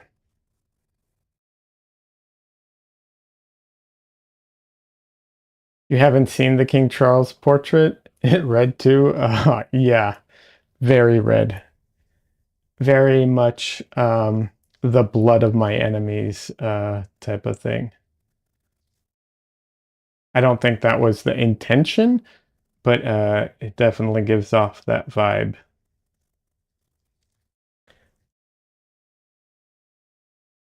People have people have been memeing it and making it into like what's it called? The Ghostbusters 2 portrait.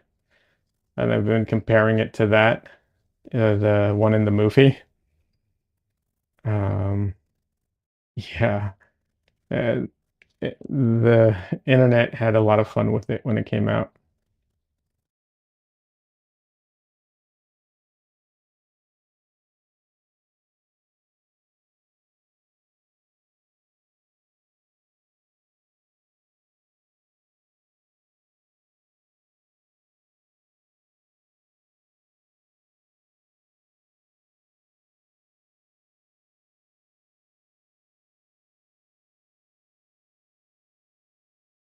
Someone even edited the footage from Ghostbusters where they see the painting for the first time and they're like checking it, and they put in the King Charles one instead. It's pretty funny.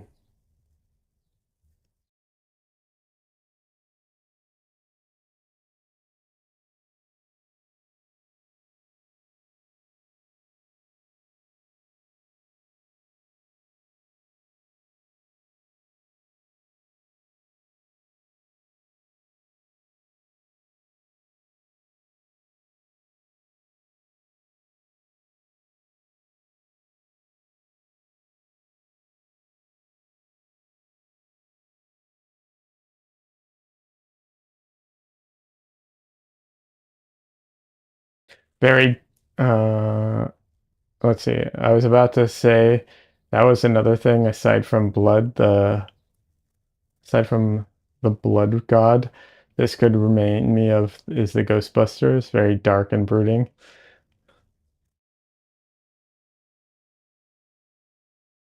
I could see that.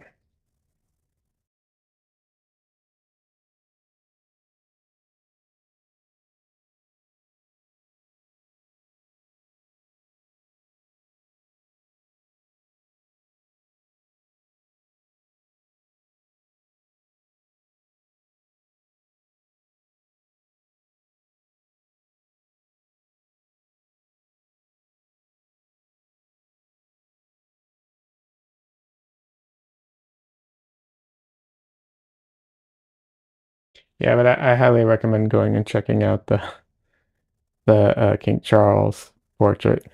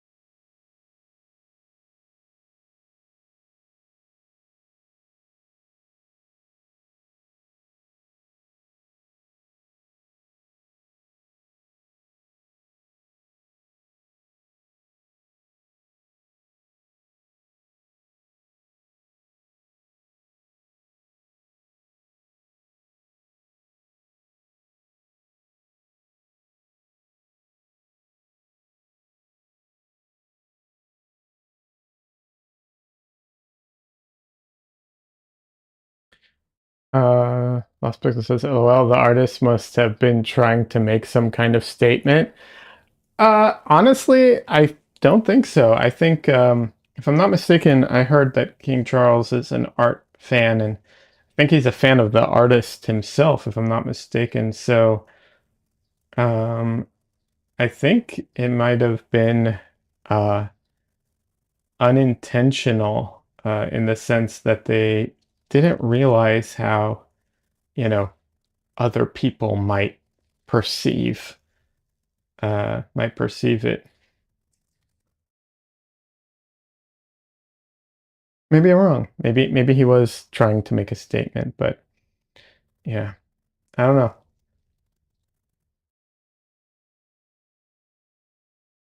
I could see it being a genuine thing where they're trying to. I mean, of course, he was trying to make a statement. Don't get me wrong. I'm sorry. Of course, he was trying to make a statement, but I think the statement they were trying to make may have been lost in translation a little bit here.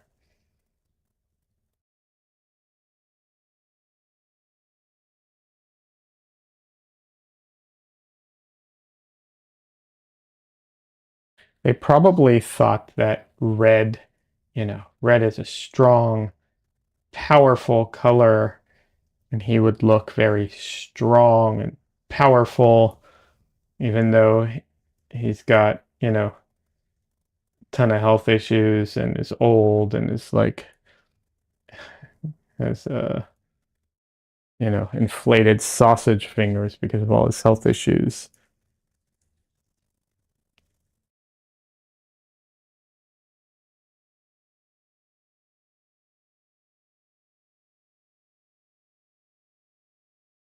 Honestly, there's a photo of him when he became king, of him walking with his like robe thing billowing out behind him, and I was like, that should have been the portrait.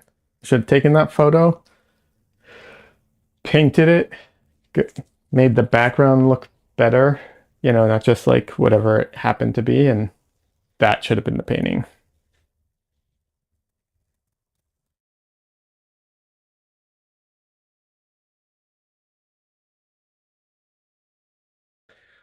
Looking at some of his artwork, it's hard to tell. All the ones he does that use hard warm colors, like red portraits, all look angry and grim, but most of his work is blues and greens, so I can't tell. Yeah, like I said, my understanding is King Charles is actually a fan of his artwork, so my suspicion is that it was genuine, genuinely, like they did not realize how it could be interpreted.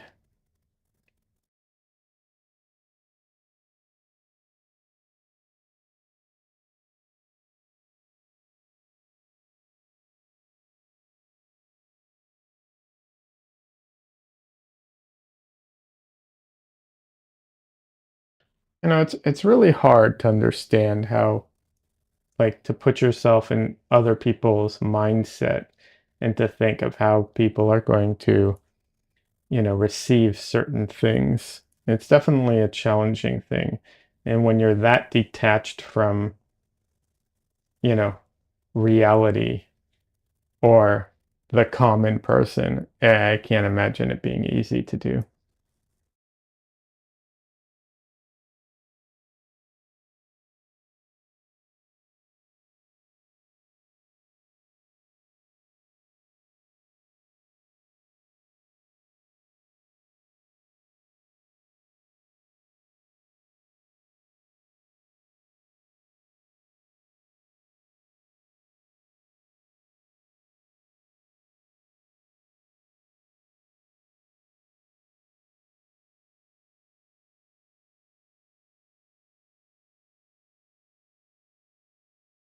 Yeah, but I highly recommend checking out the memes on it because those are so funny. And I've said this before, I'm really happy that they did this because, like, at least it's not the same old, right? Like, at least it's different. Whatever you think of it, doesn't matter. At least it's different. I like that. I prefer bad and different than the same old thing all the time. So you'll have to check them out later tonight. Yeah, absolutely.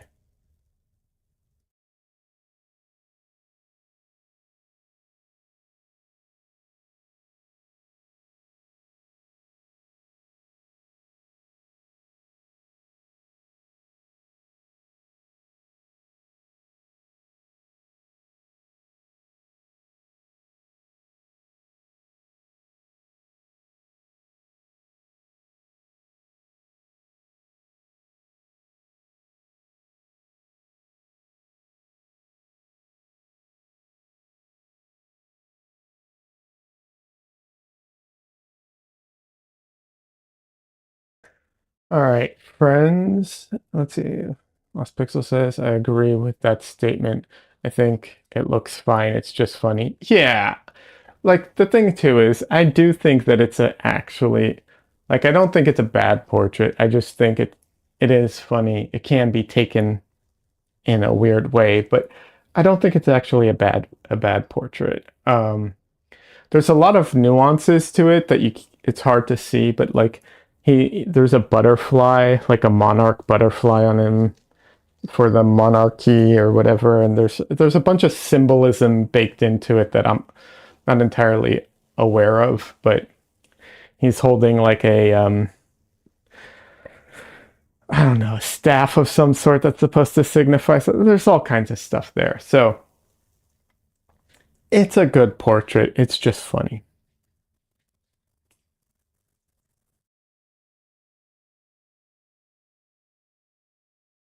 Is it the artist's best work? Probably not, but on portraits of that magnitude, you probably can't do your best work because it's probably nitpicked and done by committee to death, so it's like one of those things that you probably can't even do your best work on it.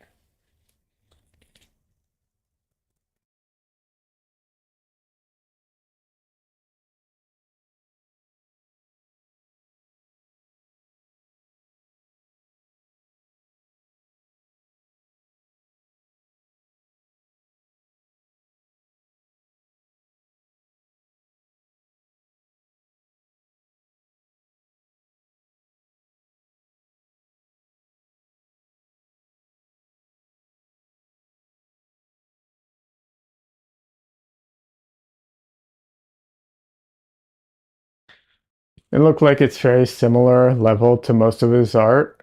He has several pieces that use the same style, just different colors. Oh yeah, yeah. I'm sure it's very similar. But I'm just saying, like I I wouldn't even think that it would be his best work.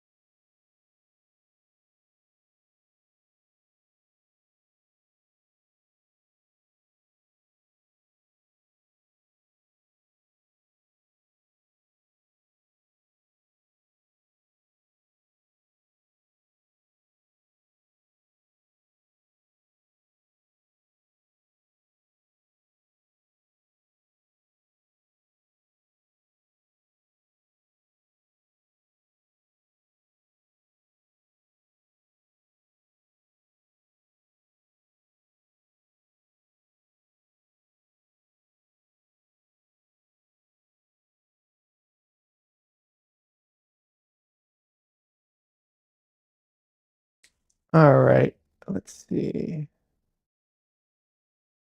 Yeah, I was just trying to check the time. Uh, I am going to call it a day today. I have an event later tonight that I'm going to. I need to take a bit of a break before I go. Um, yeah. Uh, Thursday, I'm streaming on Thursday. I'll be honest, I don't know when I'm streaming on Thursday. I'll figure it out later. I know, not the best answer, but I don't know. Too much going on right now to figure it out at the moment. Probably during the day though. Honestly, it'll probably be a daytime stream as well. Um, unless something happens. But yeah, Lost Pixel says have a good one. Thanks so much for stopping by. Have a good one as well, Lost Pixel. Everybody, hope you all have a great day, great rest of your day. Like I said, I'll be back on Thursday and Sunday because I stream Sunday, Tuesday, and Thursday.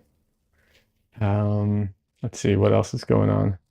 I don't know. I have a Discord. People share a lot of things there. It's a fun place to hang out. And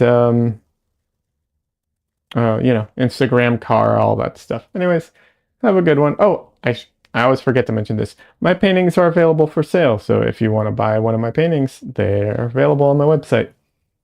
Yes, and that's it. Have a good one, everybody. And see you on Thursday. Bye.